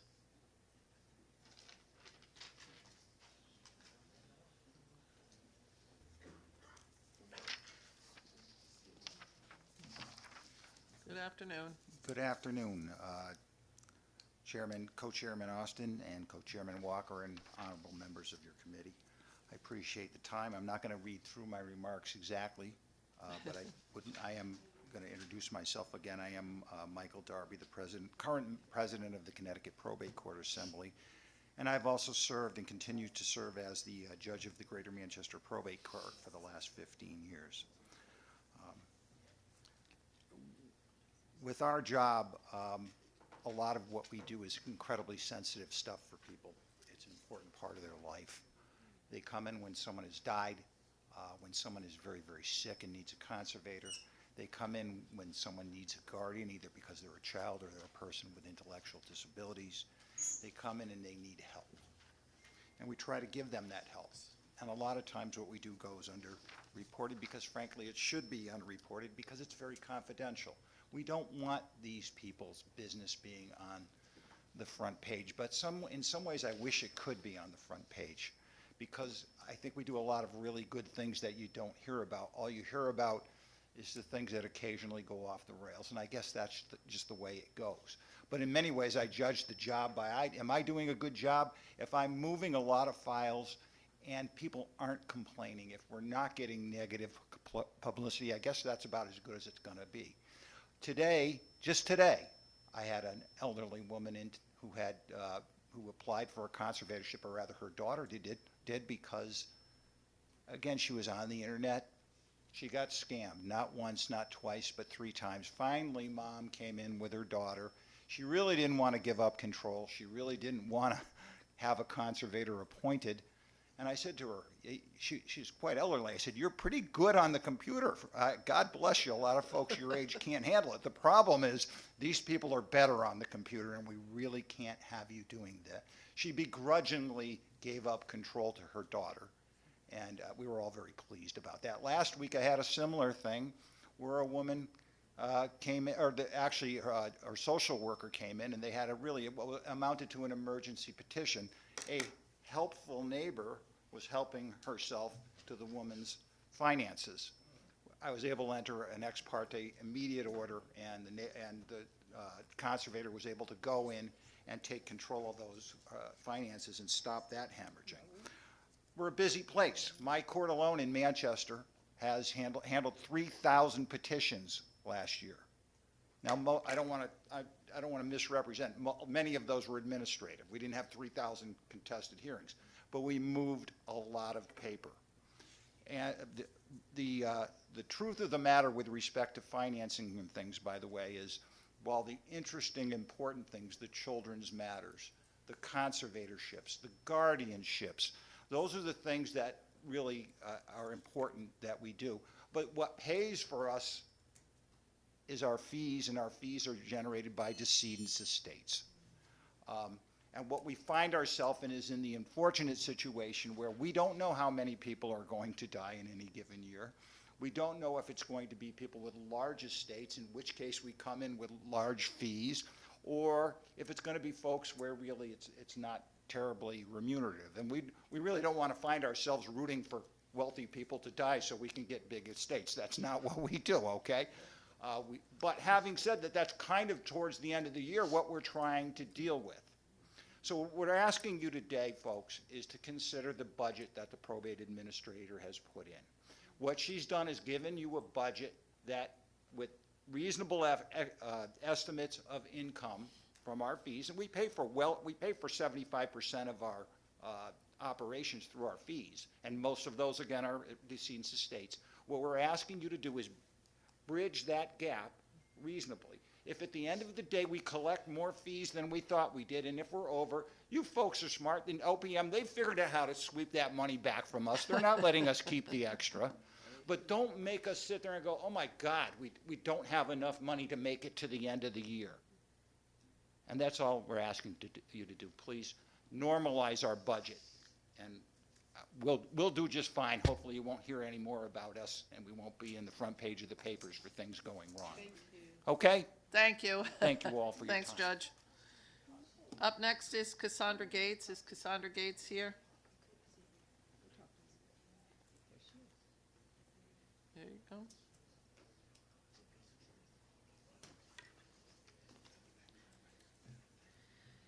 Good afternoon.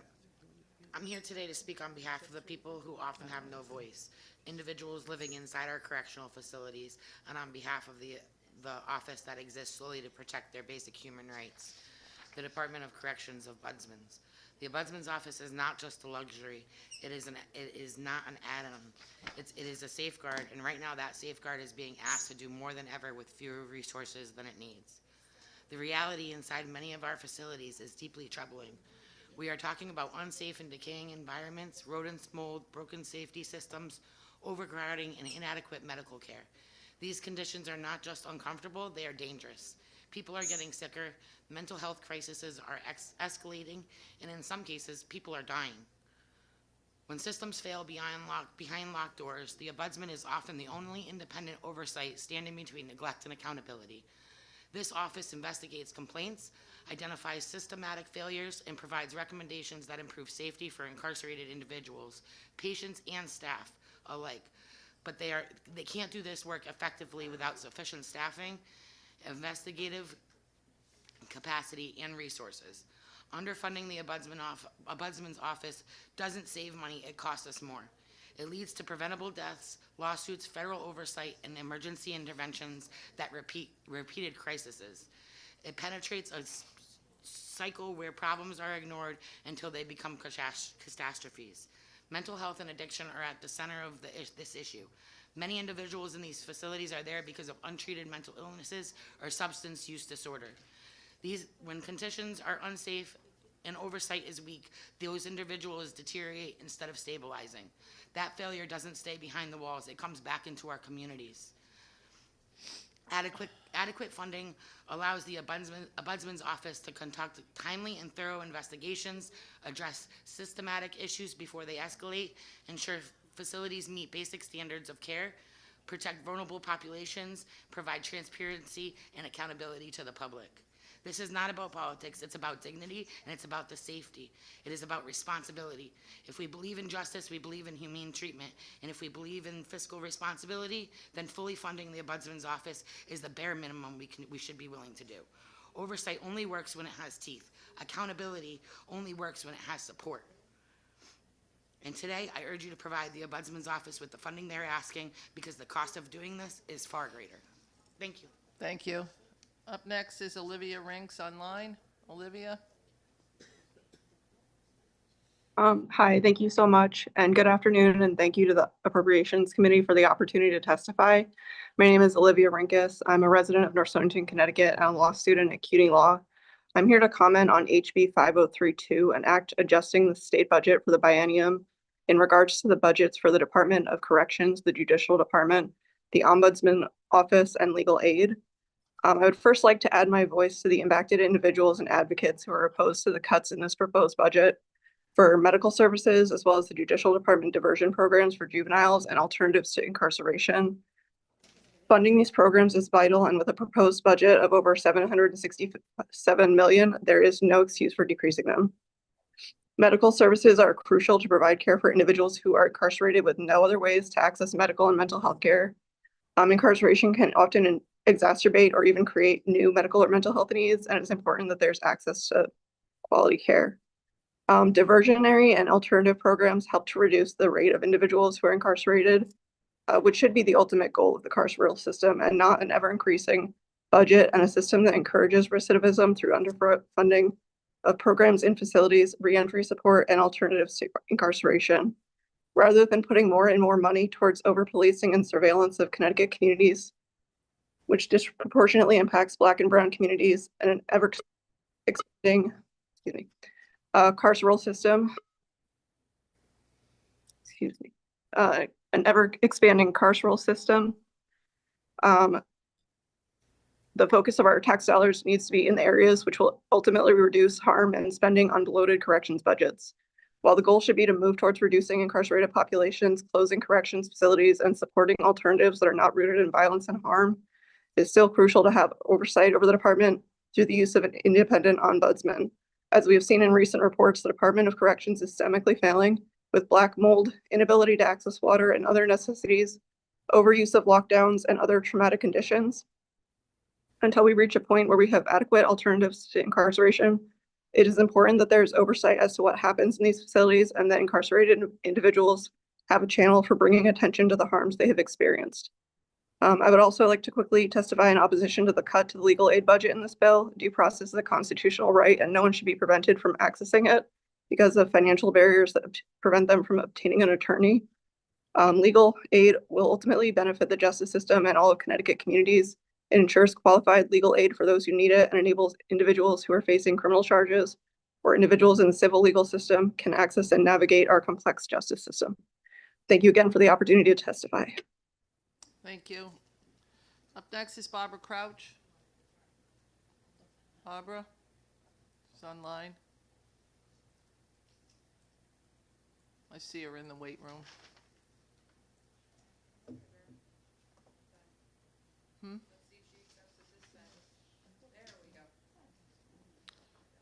Barbara, Good afternoon. go ahead. You got 3 minutes.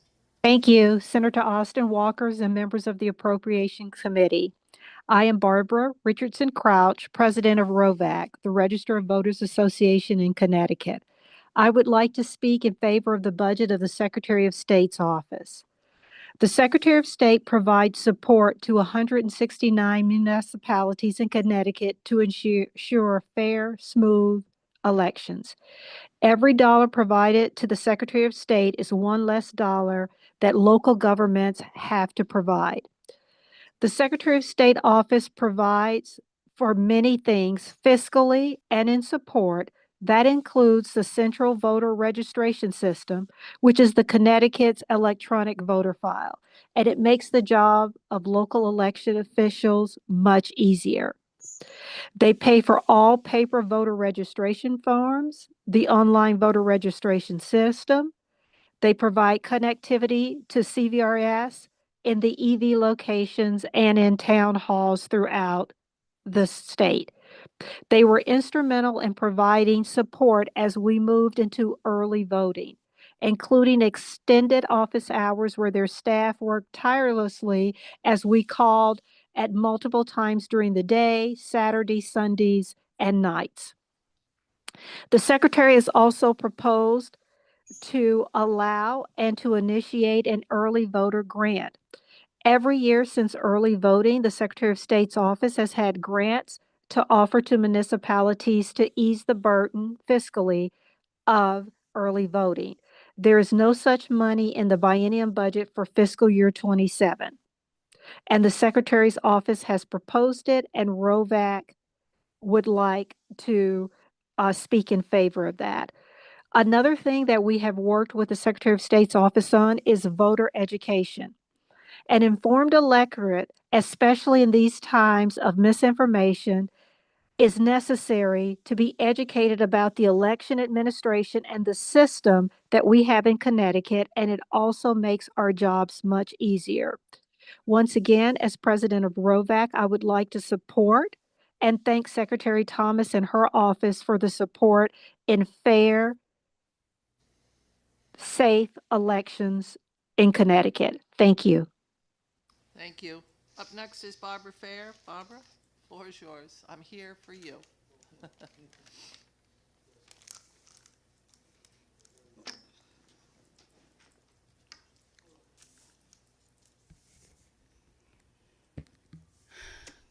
Good afternoon, distinguished members of this committee. Thank you for the opportunity to speak today. I want to talk about funding for DOC, Department of Corrections, and also funding for the Ombuds office. This is always kind of hard for me because I like people. I like a lot of people in DOC, and I respect a lot of people in DOC, but the fact remains my integrity just overpowers that, and so I have to speak with integrity. I don't think DOC needs any more money. I think they need to do better management of whatever the money they have. When I look at a budget that's almost, it's over, almost $500 million. Matter of fact, it is over $500 million. It's hard for me to understand how we have deaths in custody, we have mental health just spiraling inside, we have medical conditions. The report that we got from the Ombuds talked about places deteriorating. I was at NYI a little over 2 weeks ago because I wanted to go inside and see how our children are doing. Because I didn't see them mentioned in the Ombudsman report, so I went in and was there for 3 hours. And my tour ended when the mouse ran out. When the mouse ran out, I said, okay, it's over for me. But I thought about the kids who they couldn't leave. These mice are running around in the units that they're living in, and they have to adapt to that. I think it's disgusting. I asked them about at NYI where our kids are, because to me they're the most vulnerable people inside of DOC. And I asked them about their mental health staff, because I know being incarcerated is a huge trauma. So they told me that they have 2 people in the afternoon, 2 people during the day. And I said, but what about nights and weekends? And they said, oh, well, we have a psychiatrist on call. So I said, so does he live close by? And I was told he covers the entire state. So we have a psychiatrist on call and covering the whole state for the evening and weekends, and I'm assuming holidays. So then when I read about the report on 2024 when 2 men were overdosed, my first thought was illicit drugs, and then come to find out they were overdosed by the medical staff. And one of those nurses had fake ID credentials, so they wasn't even a real nurse. And then if they're being diagnosed, they're being treated by one psychiatrist across the state, and he's diagnosing people over the phone, prescribing over the phone. It's just too much for me to understand when we're investing over $500 million in a system like this. We talk about the lockdowns. I'm actually trying to get information now on how many lockdowns are going on. There's been tremendous amount of lockdowns ever since the PROTECT Act was put in place.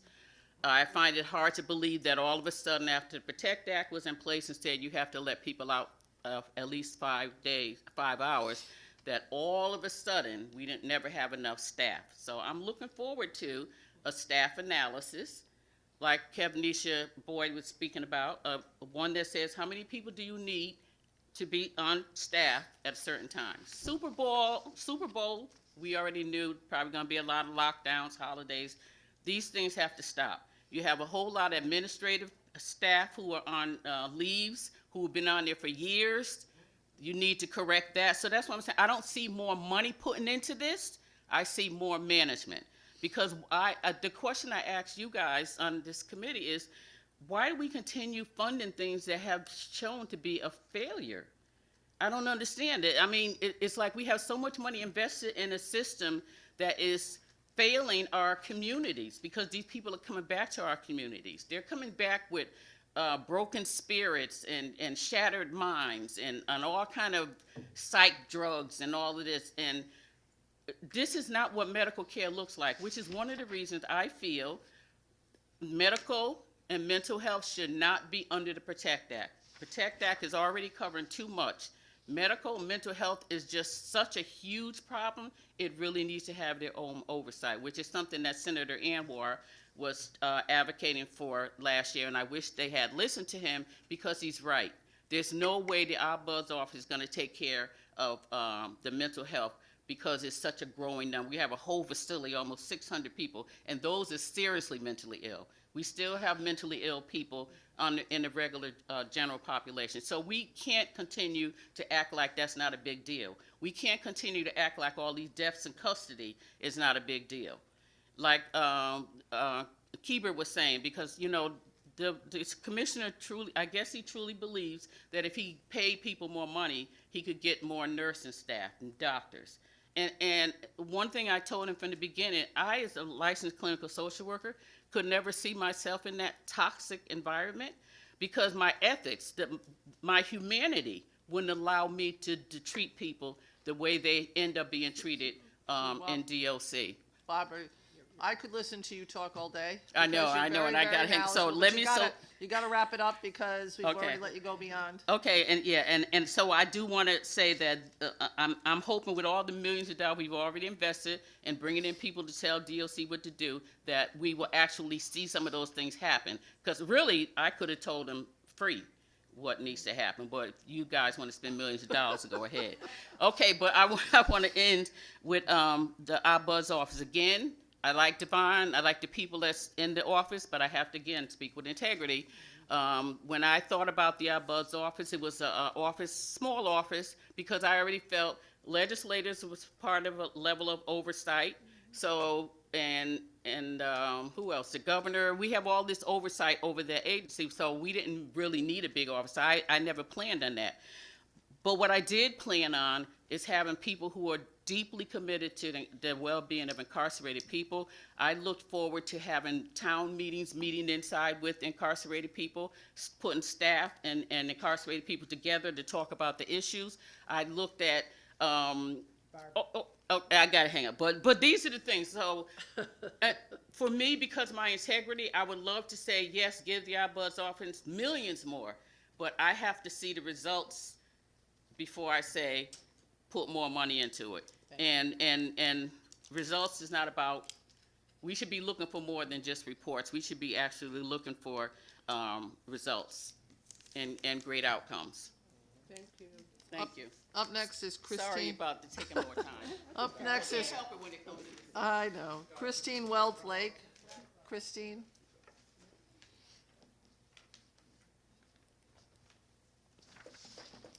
Good evening. Senator Olson, Representative Walker, and honorable members of the Appropriations Committee.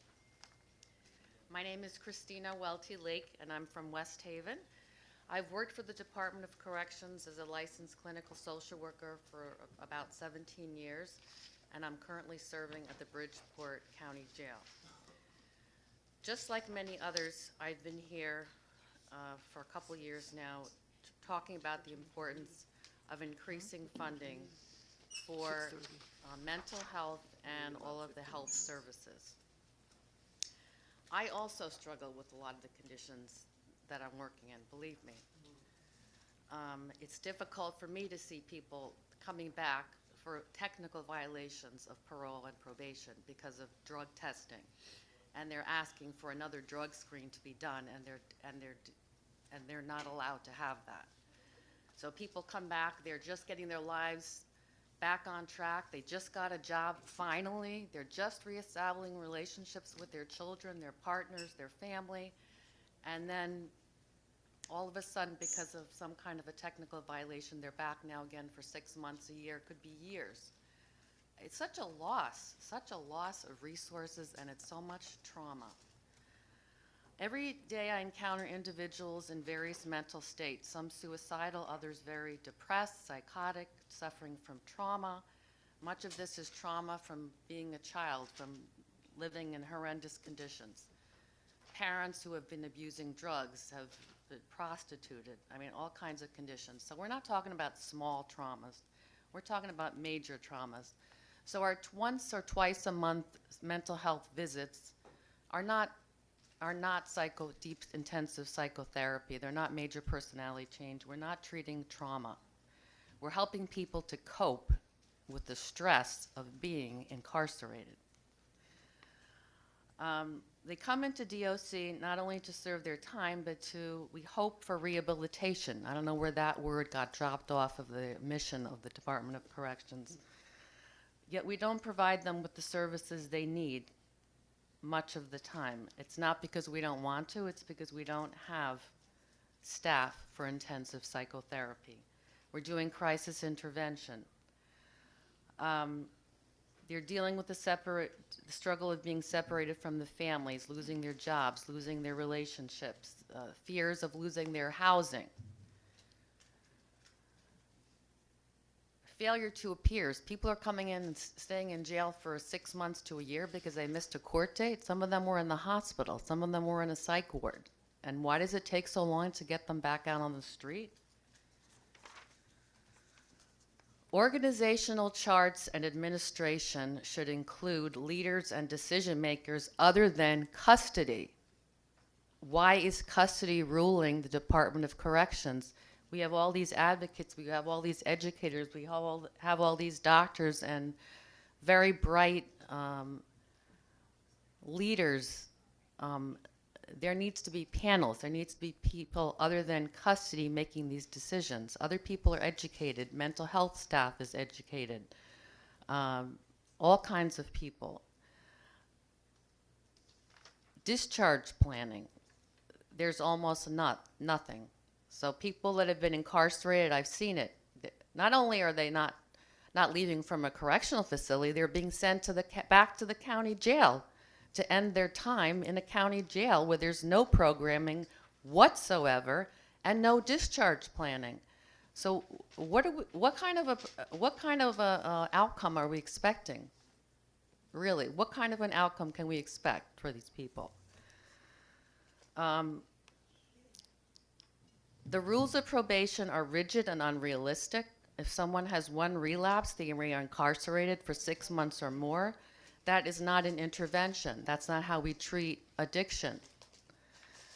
Relapse is part of recovery. They are coming back into lives of others, schools, activities.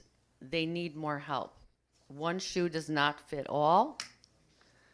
Funding for mental health programs in our correctional facilities cannot wait any longer. I urge you to ensure that the budgets, although I know I'm not in the majority here, I urge you to ensure that the budgets are increased. We do not have enough staff for mental health. And we need a chief of mental health services who is a very, very strong advocate and leader. A leader for mental health who can help that mental health staff also have opportunities for promotion within the Department of Corrections, which we currently do not have any access to. There's no integration between mental health and custody, addiction services, rehabilitation, and that's a big part of the problem. There needs to be integration. We need to work as a team. So in closing, there needs to be a team approach. We need to have some leverage so that we can have more of a voice in the Department of Corrections, and programming is a huge, huge part of it, and mental health could really take a leadership role there. So thank you so much for your time. I appreciate your service. Thank you. Up next is Kate Rivera online.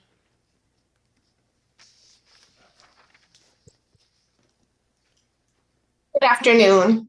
I would like to start my testimony with just addressing the juvenile parole situation. I believe that not only is it fiscally smart to have, to review the parole, but it's fine, it's fiscally smart because it's going to save us $600 million. But it's smart from a human perspective because we are not currently, our policies do not align with the science. And we know that a lot of, these crimes were committed by children or by young adults whose prefrontal cortex was not fully developed at the time. And this population, when they are paroled out, have some of the lowest recidivism rates. Additionally, I'd like to talk about funding for the Ombudsman's office. The Ombudsman has been tasked with a gargantuan job, and we know that there are very serious issues within our DOC, and we need to make sure that we are not traumatizing folks. We are supposed to be rehabilitating. So in order to rehabilitate people, we need to have programming in all facilities. And we need to make sure that people are not losing their visits because of lockdowns, and that there are not enough people staffing the facilities, and that it creates not just a safety issue for those in custody, but for those who are on staff. So we need to make sure that lockdowns are a very last resort and not an everyday fix for chronic understaffing. We also need to make sure that our mental health and medical care is fully staffed. As you know, jails and prisons function really for a vast majority of those in custody as a place where we keep people with mental health issues, unaddressed mental health issues, because we have a very poor institutional way of dealing with those with mental health. Additionally, there is a problem at Corrigan. There is a man there named Dr. Gagney, who is infamous within the DOC for taking folks off of their medication as soon as they arrive at the facility with no medical reason, and not titrating the medication off and supervising as is best practice. That man is making $385,000 a year, and he is a liability to us as taxpayers.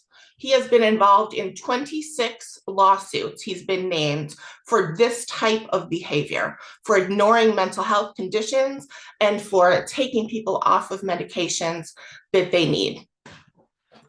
Additionally, I just want to quickly say that the Ombudsman, uncovered a lot of things that have been closed off to us, because everything that happens in corrections is behind closed doors. So the Ombudsman's report, which I'm sure you all have read in its entirety, really show where our weaknesses are and where we're not creating safe and humane conditions for those in custody and for our staff.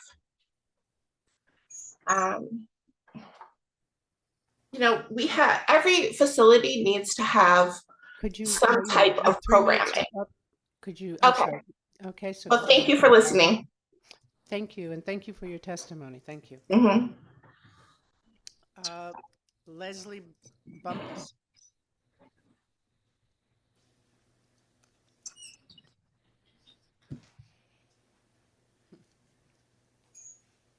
Hi. Go right ahead. Thank you. Good afternoon. afternoon, Representative Walker and honorable members of the Appropriations Committee. My name is Dr. Leslie Bumpus. I live in Hebron, and I have been the lead dentist at Department of Correction for over 6 years. I'm also a board member of the Connecticut Oral Health Initiative, where with the goal of creating oral health equity for all, particularly marginalized and underserved populations, which are disproportionately and overwhelmingly communities of color. I have been testifying for several years about the same exact crisis, and here I stand for yet another year. As a dentist, I treat infection, diagnose disease, and educate individuals on oral health and disease prevention.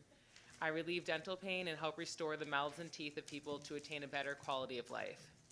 I am proud of the work I do. However, all of our dental staff are severely underpaid compared to the private sector and in many other states. This is significant because low pay makes it nearly impossible to recruit and retain healthcare providers to work for the state, perpetuating the major staffing crisis that pre-exists. In Connecticut, there are nearly 11,000 incarcerated individuals with significant dental needs, as well as high medical and mental health acuity. Many of the individuals that we serve have never been to a dentist. Public Act 22-133 requires a plan for dental professionals to offer dental screenings to each individual and develop a dental care plan within 1 year of intake, then annually thereafter. Oral health professionals at DOC would love to provide these services, but the high acuity and dental need of each individual, insufficient staffing levels, and systemic underfunding of health services over time makes this impossible. A simple filling diagnosed a year ago eventually turns into a tooth extraction because we are constantly putting out fires and are only able to treat emergency pain and infections. Just imagine that throbbing, pounding, incessant chronic pain in your head that won't go away until it's finally your turn to be seen, which could be weeks or months later.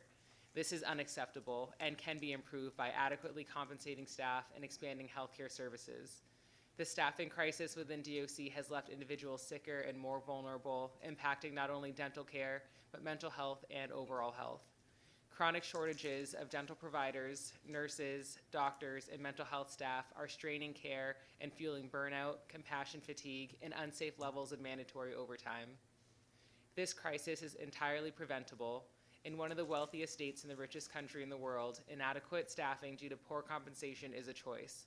As staffing declines, health disparities grow for a population with increasingly complex needs, while state employees continue to sacrifice their own well-being and families to hold the system together. The state can and must do better. Deliberate indifference must stop. Every Connecticut resident, regardless of race, gender, ability, or zip code, deserves access to high-quality public health care, and achieving that vision requires real investment in staffing, pay, and benefits.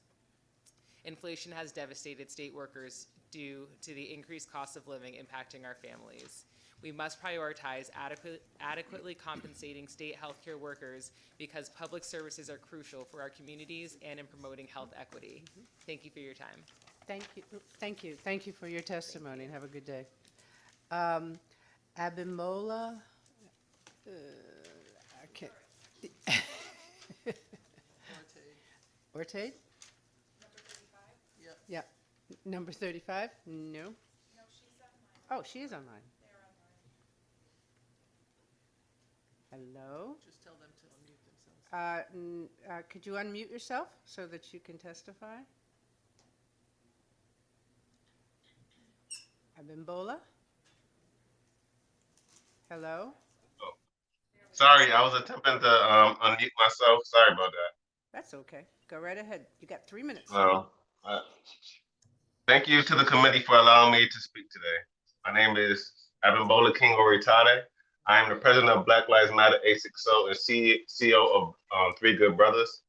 I'm here to advocate for additional funding to the Ombuds Office as an activist and former prisoner of a civil matter and a Black man living in an over-incarcerated community. We lack investment in our local communities, society, and especially in our prisons. While I was in Gardner Corrections, I was given a poor diet and a place with no health care, no mental health treatment. As someone who suffers from schizophrenia and bipolar, I committed no crime. I had trouble finding a job despite my disability and was incarcerated as an attempt to be a father and other matters and manners. But That shouldn't matter. You are still a human if you commit a crime and probably in the city. Please fund healthcare and nutrition for better outcomes. We can use the savings from lawsuits not being filed to treat people. We need oversight The ombudsman's office needs funding as seen by the reports. Oversight and calling out issues will lead to improvement. We cannot do that without proper funding and staffing. Ending abuse, preventing bad health, and improving poor conditions are a matter of racial equity. Please earmark funding as well for law liberals, healthcare, nutrition, and resident needs. If you give the DOC a blank check, they will waste the money. Black Lives Matter today and every day. Please give these offices the funding they need. And thank you. Thank you. Thank you for your testimony. You're welcome. Amy Chai? Amy? Online? Amy? So check over here, because a lot of times they're stuck in there, the attendees. Oh. See? Oh, yeah. There she is. Mhm. There we go. So Okay. now she's back over, so now you can go back to this one. Okay. Mute. Okay, can you hear me now? Yep. Go right ahead. Okay, great. Hi, I'm Dr. Amy Chai, and I am an addiction medicine specialist. Thank you, Senator Austin, and everyone on the Appropriations Committee. Originally, I intended to advocate for ombudsman funding, but in light of the most recent DOC audit that I was looking at, I just wanted to add a request for accountability onto my testimony. Not just financial accountability, but also a complete systems analysis. In my role as an addiction medicine specialist, I often get referrals from the DOC, and I've seen firsthand many incarceration-related health problems. I've seen victims of sexual abuse. I've seen profound weight gain due to lack of vegetable and protein leading to diabetes. And I've seen interrupted cancer treatments. I've seen inadequate coordination of care on a regular basis. These problems are preventable. When people die in custody, whether from withdrawal, untreated illness, or neglect, we must recognize that the Eighth Amendment obligation is to provide adequate medical care.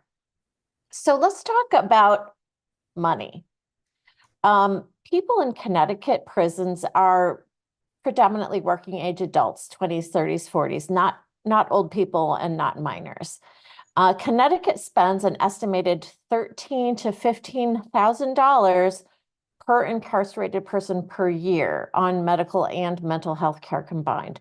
By comparison, the typical working age adult in the United States uses $9,000 per year in healthcare spending.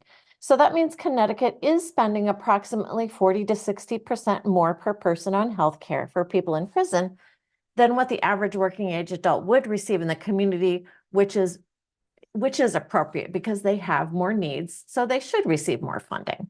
But despite the higher level of spending, people are still dying in Connecticut custody from medical illness, from mental health crises, and from failure of care coordination. So this raises a fundamental question, and that is, if the funding level is comparable or higher than what most working age adults receive, why are our outcomes so poor? So the answer can't be that the money is not sufficient, because at these spending levels, it's absolutely possible to provide constitutionally adequate, clinically sound care. So the real issue is, how is our care delivered, monitored, and held accountable? When people die in custody, despite this level of investment, it points to failures in systems, in staffing, in continuity of care, and in oversight, not necessarily in an absence of resources. So let's take a look at the DOC audit. First, improper use of purchasing cards. The DOC spends over $2 million annually on the credit cards. This audit looked at just 5 random cardholders and around $60,000 worth of purchases. And just out of that $60,000 worth of random purchases, they found $7,000 that had no receipts. So that's about 12% or about $250,000 annually in credit card charges with no receipts. So we do not know where that money went. We also found improper paid administrative leave. And this is for people in the system who, did something wrong and were sent, home with no pay. The DOC audit found $834,955 in disciplinary paid leave that was beyond the time that they were supposed to get paid, up to 3 years beyond what they were supposed to get paid. They also saw improper controls of overtime with $103,404,310 in overtime pay for overtime exempt employees. So Amy? around, yes? Amy, you have to wrap up. You've gone over the 3 minutes. I'm sorry. Oh, okay. So what's the question? We need to demand that the system actually delivers the care the money is meant to provide. I want to maintain the funding that we have. I want to support the ombudsman's office. This is critically important. But after the spate of deaths of patients in the DOC, I want to say that we need radical transparency because justice-involved individuals deserve that, and taxpayers need to know where every penny is actually being spent. So let's look. So thank you so much for letting me come here today. Thanks. Have a good day. You too. Bye-bye. Thank you. Lisa McKenna? Good afternoon. Good afternoon. Good afternoon, Senator Austin, Representative Walker, and distinguished members of the Appropriations Committee. My name is Lisa McKenna. I am the Director of Mediation Services at Catalyst CT. First, I'd like to take the opportunity to thank you for supporting funding of the organization's court-based and diversionary mediation work in the first year of the 26-27 budget cycle. I am testifying today to respectfully urge you to continue funding the second year and to fully fund the mediation program and other diversionary work being delivered throughout the state. I moved to Connecticut nearly 30 years ago after beginning my career with the New York State Unified Court System delivering mediation services. As I began working in Connecticut, I saw firsthand how, as a state, we built strong professional mediation services within the judicial system. When CSSD funded mediation contracts were canceled in 2010 and 11, much of that progress was lost. Connecticut has a strong history of launching valuable programs, but without consistent long-term investment, even well-intentioned efforts struggle to remain sustainable. Now, as restorative practices are being reintroduced and as the juvenile justice system shifts towards a diversion-first approach, it is essential that we invest in the programs that have consistently worked for over 20 years. Mediation is the state's original diversionary program, in my view. I'm a little biased. Funding that program and other diversionary programs like it across the state will ensure restorative initiatives remain accessible, consistent, and grounded in established standards of practice throughout the state. Thank you for your time and consideration and the work you do. It's much appreciated. I'm available to answer any questions I can or for follow-up conversations as the session goes on. Thank you. Thank you. Thank you very much for your testimony. Next, Thank you. Molly Hayes.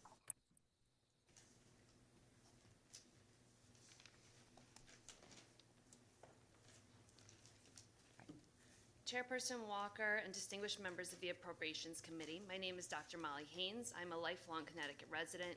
I'm a licensed clinical social worker for the Department of Correction, and I'm a proud delegate for the SEIU 1199 New England.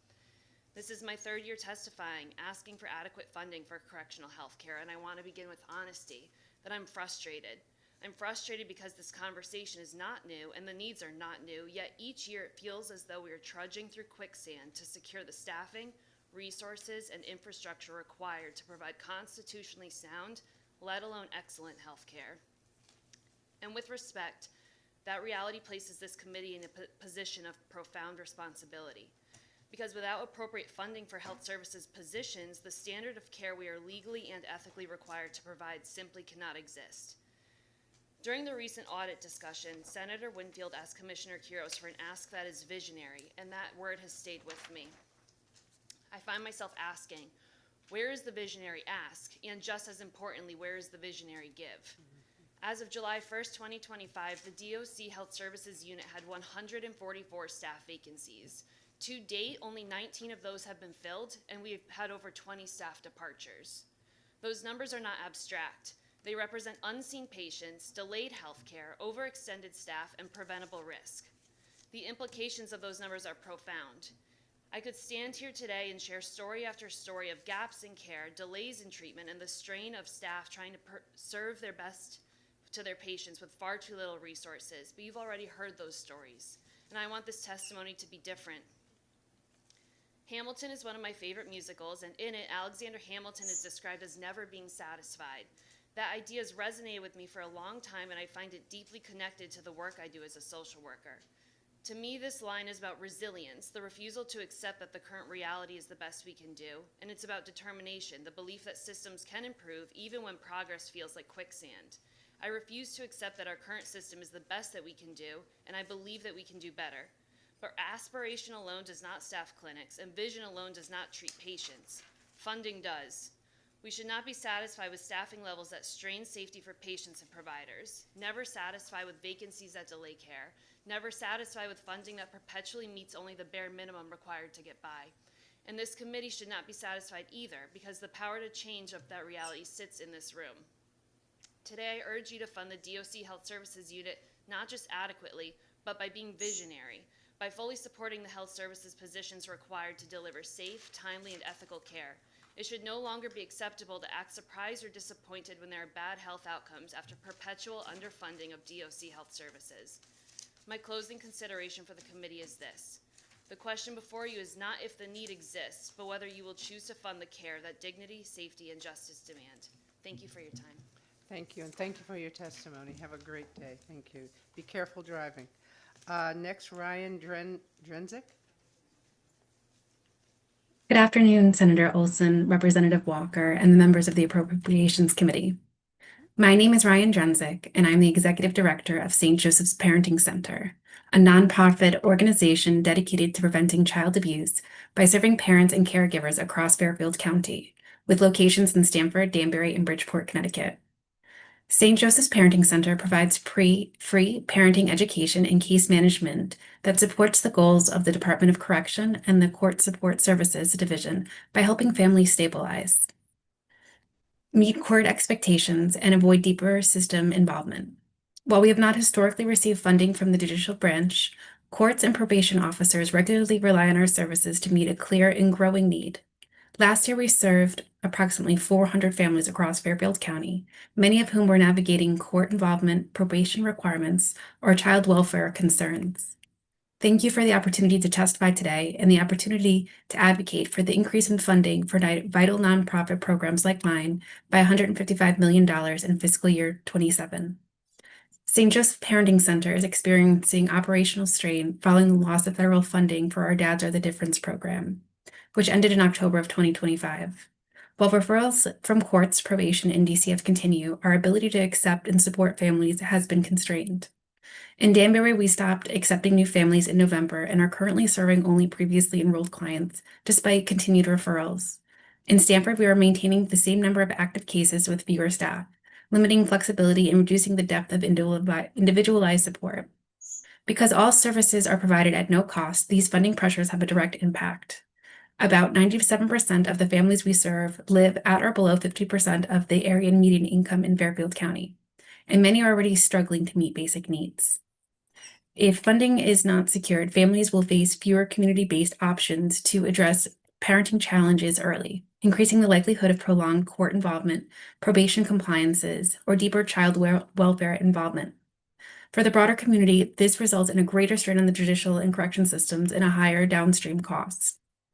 Nonprofits like mine are also facing uncertainty related to broader federal policy changes that affect both programs and the stability of the families we serve. The loss of federal funding for our fatherhood program placed a critical service risk, particularly on fathers navigating court or probation involvement. Potential changes to Medicaid and SNAP would further destabilize families by increasing barriers to behavioral healthcare and food access, making it harder for parents to engage consistently in service and harder for staff to support them effectively. With dedicated funding, St. Joe's Parenting Center would be able to restore access and rebuild capacity by reopening our enrollment in Danbury, strengthening our staffing in Stamford, and responding more quickly to court and probation referrals. This investment would allow us to serve families earlier and more consistently, improving outcomes while reducing reliance on more intensive and costly interventions. We ask you to please support an increase in funding for the community nonprofits by $155 million in fiscal year 27. Thank you for this opportunity to testify. Thank you, and thank you for your testimony. Have a good day. You too. Next, we have Americo. Thanks. Judge, I'm sorry. It's late. So good afternoon. Good afternoon. Oh, yeah.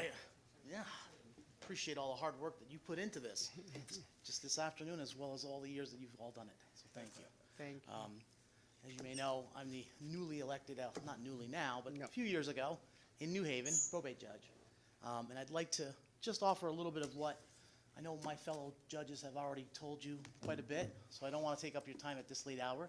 But I would like to just offer a little bit of what I think the court does that perhaps is not seen by everyone. So I'll tell you just two little stories about the people that we're able to help in our community, at least mine in New Haven. The first story is in reference to Christina. She was 102 years old and living in the community and doing well. But the Department of Elderly Protective Services came to the court because Christina was being taken advantage of at home, and also had some medical issues going on. The court's advocates, the court appointed an attorney on her behalf. The court ultimately found that she needed to have a conservator appointed to assist her. Both the advocate, the attorney, as well as the conservator made heroic efforts, I guess is the word to say, that she stay at home and not be put into a nursing home, which, again, that was and I just so you know, 3 years have passed. She was in the community. They were able to maintain her on what is a handful of a budget. So conservator gets $90 a month, as you may know. The attorneys get $55 an hour. I actually had my office pull the numbers for those two parties. The state paid roughly $3,320 for the services of those two parties. Those are funds that come directly from the appropriations, and they're needed. They allowed Christina to live in her house for 3 extra years, which allowed her. Sorry, that's okay. And didn't mean to interrupt. No, that's okay. The idea being that we were able to spend such a small amount, but the court system must have those funds to be able to spend them and to be able to allow Christina to live in her own community. And just to reflect for a moment, when it was initially brought to the court, it was thought that Christina was going to have to live in a nursing home. And had they done that, the cost of that at $10,000 a month for the 3 years that she was able to stay home, you guys know the math better than I do, 300,000+.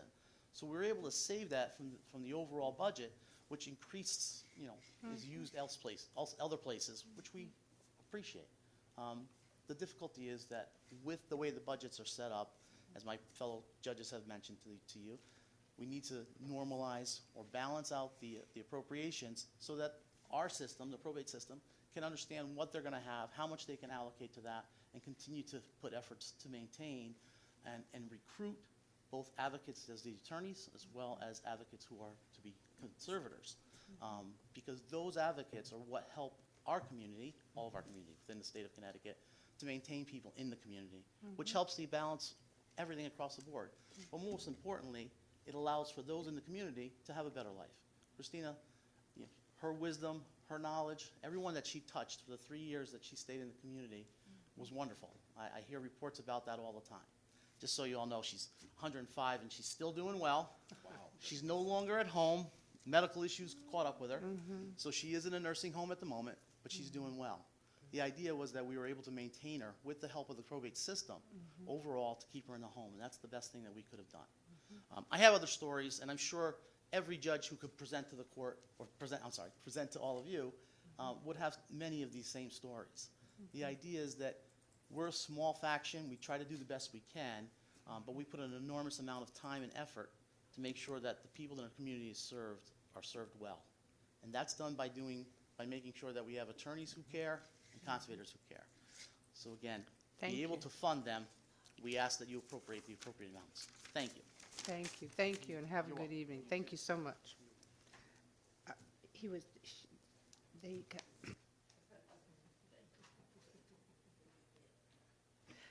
I'll explain. You can go talk to him. He'll tell you. He'll explain it to you. Next is Thomas Lally.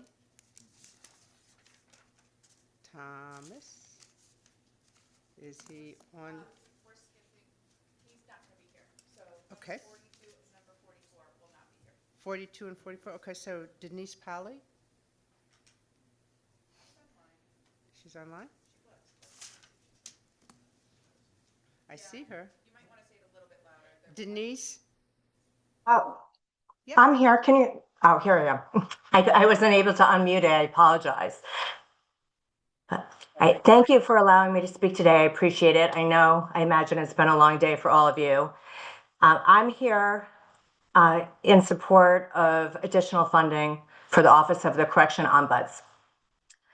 So there are certainly people within the Department of Correction who work hard every day, but the DOC as a whole operates with deep inefficiencies and a culture of neglect that fails to provide meaningful rehabilitation or even basic human needs.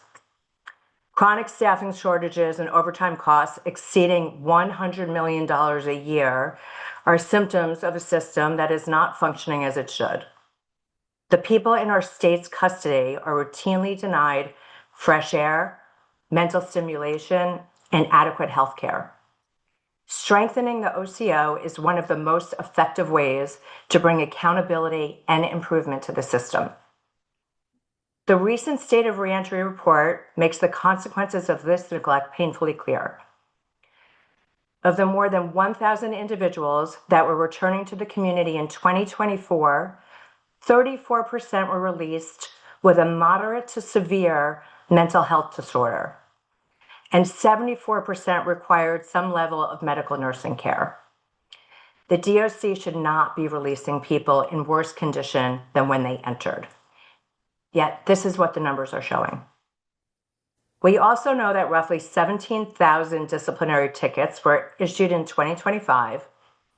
People can be ticketed not only for misconduct, but also for refusing to enter a cell when they fear for their safety or for defending themselves when they are assaulted.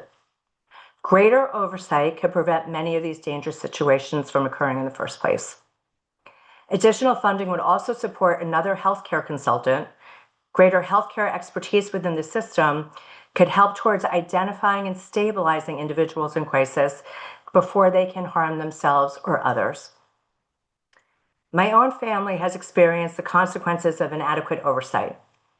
My incarcerated son has been assaulted twice by individuals who are in crisis.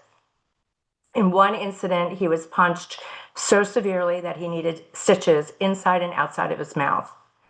He was the third person that he knew of who had been assaulted by the same man, and the assaults continued even after him. In another incident, he was attacked by a cellmate that was in crisis, leaving him with a permanent scar on his face. More recently, he was ticketed for refusing to enter his cell because he feared for his own safety. These are not isolated incidents. They reflect a system that is fundamentally broken, one that has deteriorated in large part due to a lack of meaningful oversight. Connecticut is fortunate as a state to have an Office of the Correction Ombuds that is active, engaged, and committed to improving conditions within the DOC. But the office cannot fulfill its mission without the resources necessary to do so. Additional funding is essential to ensuring safety, accountability, and humane treatment for everyone that's in our correction system. Thank you for your time and your consideration. Thank you so much, and thank you for sharing that story with us, and have a good day. Thank you very much. Thank you. Next is Christina Caranta. I don't see her online, and I don't see her in the audience. So then Roberto Lugo.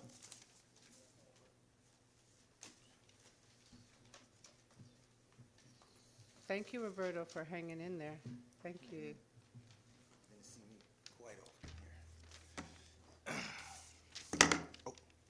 Before I start, good morning. What is it? Good Evening afternoon. Good already? afternoon. You haven't been Good that long. evening. Sorry. Just want to say before I start, there's a friend of mine named Mirage Goicic in Corrigan, CI. He has been trying to get mental health treatment. So I heard a lot of nurses and everybody over here, mental health staff. Mirage Goicic needs some help over there. I'll be calling tonight to make sure that somebody is seeing him. Okay. Good afternoon, chairpersons and members of the Appropriations Committee. My name is Roberto Lugo. I'm a Connecticut resident, a working taxpayer, a college student, and a returning citizen who spent more than 23 years incarcerated in the Connecticut Department of Correction for a crime committed as a teenager. I'm here today because I know firsthand how this system spends money and how often it wastes it. For decades, the Department of Correction has come before this legislator asking for increased funding, yet the core problems remain the same: excessive overtime, prolonged incarceration of people who no longer pose a public safety risk, and a lack of meaningful accountability. I lived inside that system long enough to understand that this is not a funding shortage. It is a management failure. If the Department of Correction needed more money to fix its problems, we would have seen results by now, because it has been fully funded for years. What we're seeing instead is a spending problem, not a resource problem. Connecticut spends approximately $60,000 per year per incarcerated person. I was incarcerated well into adulthood, despite extensive evidence of rehabilitation, education, vocational training, mentoring, consistent compliance. You asked for it, I gave it to you. I did. I went above and beyond. For years, the state paid tens of thousands of dollars annually to keep me locked up long after incarceration served any public safety purpose. That is not fiscal responsibility. This is why funding independent oversight, particularly the Office of the Correction Ombudsman, is essential. And hopefully they don't do what they did to Chairman Giles and got him out when he started doing his thing up there and letting us go. Because that's what happened. When somebody showed that they were against the DOC and letting people out, this committee and the governor allowed Chairman Giles to get kicked out. All right? There's still many, many, many more people that deserve a chance to be here. Any agency. This is why funding independent oversight, particularly the Office of the Correction Ombudsman, is essential. Oversight is how inefficiencies are exposed, abuses are corrected, and taxpayer dollars are protected. When oversight is weak or underfunded, waste becomes routine and invisible. Any agency that asks for increased funding while resisting independent oversight is not asking for efficiency, it is asking for insulation from accountability. I also want to address the fiscal impact of juvenile and young adult parole reform. Allowing people who were incarcerated at a young age to demonstrate maturity and readiness for release is not about sympathy, it's about cost control. I'm standing here today as proof that people grow, change, and contribute when given the opportunity. Every year someone like me remains incarcerated unnecessarily is another year of avoidable spending. Since my release, I have worked, paid taxes, supported my family, and pursued higher education. I no longer cost the state money, I contribute to it. Being out here has actually showed me that there's no help out here. Nothing. What I did it on my own. From the halfway house. I got videos in the halfway house where the entire toilets are leaking. Showers are busted. How is somebody supposed to go to work 3-4 days a week, 5 days a week, and not take a shower? I urge this committee today to closely scrutinize DOC spending, to fully fund independent oversight, and to recognize that parole eligibility reform is not just It is fiscally responsible. I met you, Ms. Walker. I met a couple of you when you guys came in. I was one of the speakers at the Wesleyan graduation. Oh, wow. Yep. And I remember you telling me, we're going to help you get out. We're going to help you get out. And you guys helped me get out. But I'm telling you and everybody here, y'all going to see my face here every day. As many times as I could testify, I will be here testifying. Because what is going on in there, you all know. You guys have walked there. You've seen it. You've seen it. You've seen the people. You've met us. You met me in Prison Browns. So I urge you, there's more people there that still need to come home. There's many more. There's people that have been incarcerated for far too long and under harsh conditions. For a time, I thought I was losing my mind in there. I didn't think I was coming home. I was losing my mind. Thank God for a praying mother. I hear all these people come up here and testify, and I'm like, these are nurses, these are COs, these are people. That's the nicest I've ever heard them talk. That's the nicest I've heard them talk. When I asked for help in there, it was never received like this, like they're coming here to beg you for money. It wasn't received like this. It was F out of here. That's what it was. You want something, you go to SAG for it. You want to move, go to SAG. You want mental health treatment, go in a padded cell, cold as hell, with a Ferguson gown on, freezing. And people walking by you not caring. You got to piss yourself. This is what they're going through. This is what my friend Mirage is going through right now. This is what my friend Tommy's going through right now. This is what all my friends and family are still going through in there right now. So you see me, you see my brothers, but there's more of us out there. And y'all might regret letting us out because we're going to be here. We're going to bother y'all. We coming. We're going to bother y'all. There's too many good people locked up for too long. And we're tired of it. We're tired of hearing the same excuses. We're tired of hearing, oh, we're going to do this, we're going to fix this, we're going to... Tired of it. Thank you for your time. Wait, before you go, your mother was at the That what? your mother was at the graduation, Yes, she wasn't was. she? Yes, she was. You were amazing. Yeah, thank you, thank you. Thank you, and thank you for testifying, and thank you for not giving up on your friends. Thank you. We're going to do this. We're going to do this. I know we are. Thank you, Ms. Walker. Last, Tracy Shoemaker. That's my girlfriend. Yes, she's be online. That's your girlfriend? That's mine. Oh. The one that's about to speak. Tracy? Hello. There you are. Oh, that's your girlfriend? Okay. Thank you. Go right ahead. Good evening. My name is Tracy Shoemaker. I am a gender responsive case manager. I am a mother, and I survived more than 18 years inside the Connecticut Department of Corrections. I know this system because it tried to break me. For nearly 2 decades, I watched people be denied medical care until it became an emergency. I watched retaliation for filing grievances. I lived through endless lockdowns where rehabilitation stopped, accountability disappeared, and human dignity was treated like a privilege. None of that was accidental. That is what happens when there is no real oversight. And let me be clear, the lack of oversight is expensive. Every ignored medical request turns into an emergency hospital trip. Every unanswered grievance turns into a lawsuit. Every traumatized person released comes home sicker, less stable, and harder to re-enter, shifting the cost from DOC to communities and taxpayers. The Office of Corrections, a bondsman, was created to be independent oversight. But independence without funding is theater. It looks good on paper while harm continues behind closed doors. If you want fewer lawsuits, fewer emergencies, and fewer long-term costs, you fund oversight before the damage is done. Now, from where I sit today, working in reentry, I also see the fiscal reality of long sentences. There are hundreds of people in Connecticut prisons who are incarcerated young and now have served decades.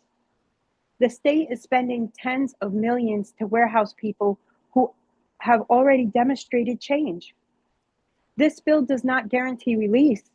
It allows review. And review is how you stop paying for incarceration that no longer increases safety. I am not a theory. I'm an outcome. I work, I pay taxes, I raised my children, and I fixed what DOC breaks. If Connecticut can't afford to ignore abuse, it can afford accountability. If it can afford endless incarceration, it can afford reassessment. And if it refuses to fund oversight, then most expensive line item will continue to be the damage it chooses not to prevent. I've had medical emergencies in there due to the lack of the request not being read, the request being lost. And one simple problem now turned into an expense that didn't need to be. And I would like the board the opportunity to speak. Thank you. Thank you. Thank you so much, and thank you for your testimony. Thank you for waiting this whole day. Have a wonderful day, and your boyfriend said he'll be home soon. Thank you. Thank you. And friend, I guess he's hungry. Have a good evening. Is there anybody who was not able to testify who would like to testify? Anybody who was not able to testify would like to testify? Madam Chair? Yes. I just wanted to give one more opportunity to Cassandra Collier. She's been in and out of our waiting room, but hasn't accepted any panelist invitations. So I just want to make sure she has the opportunity if she's still listening tonight. Cassandra? Cassandra? Are you there? No. Thank you. Thank you, everybody. Have a good evening. Drive home safely. Ice outside soon. Be careful. Thank you.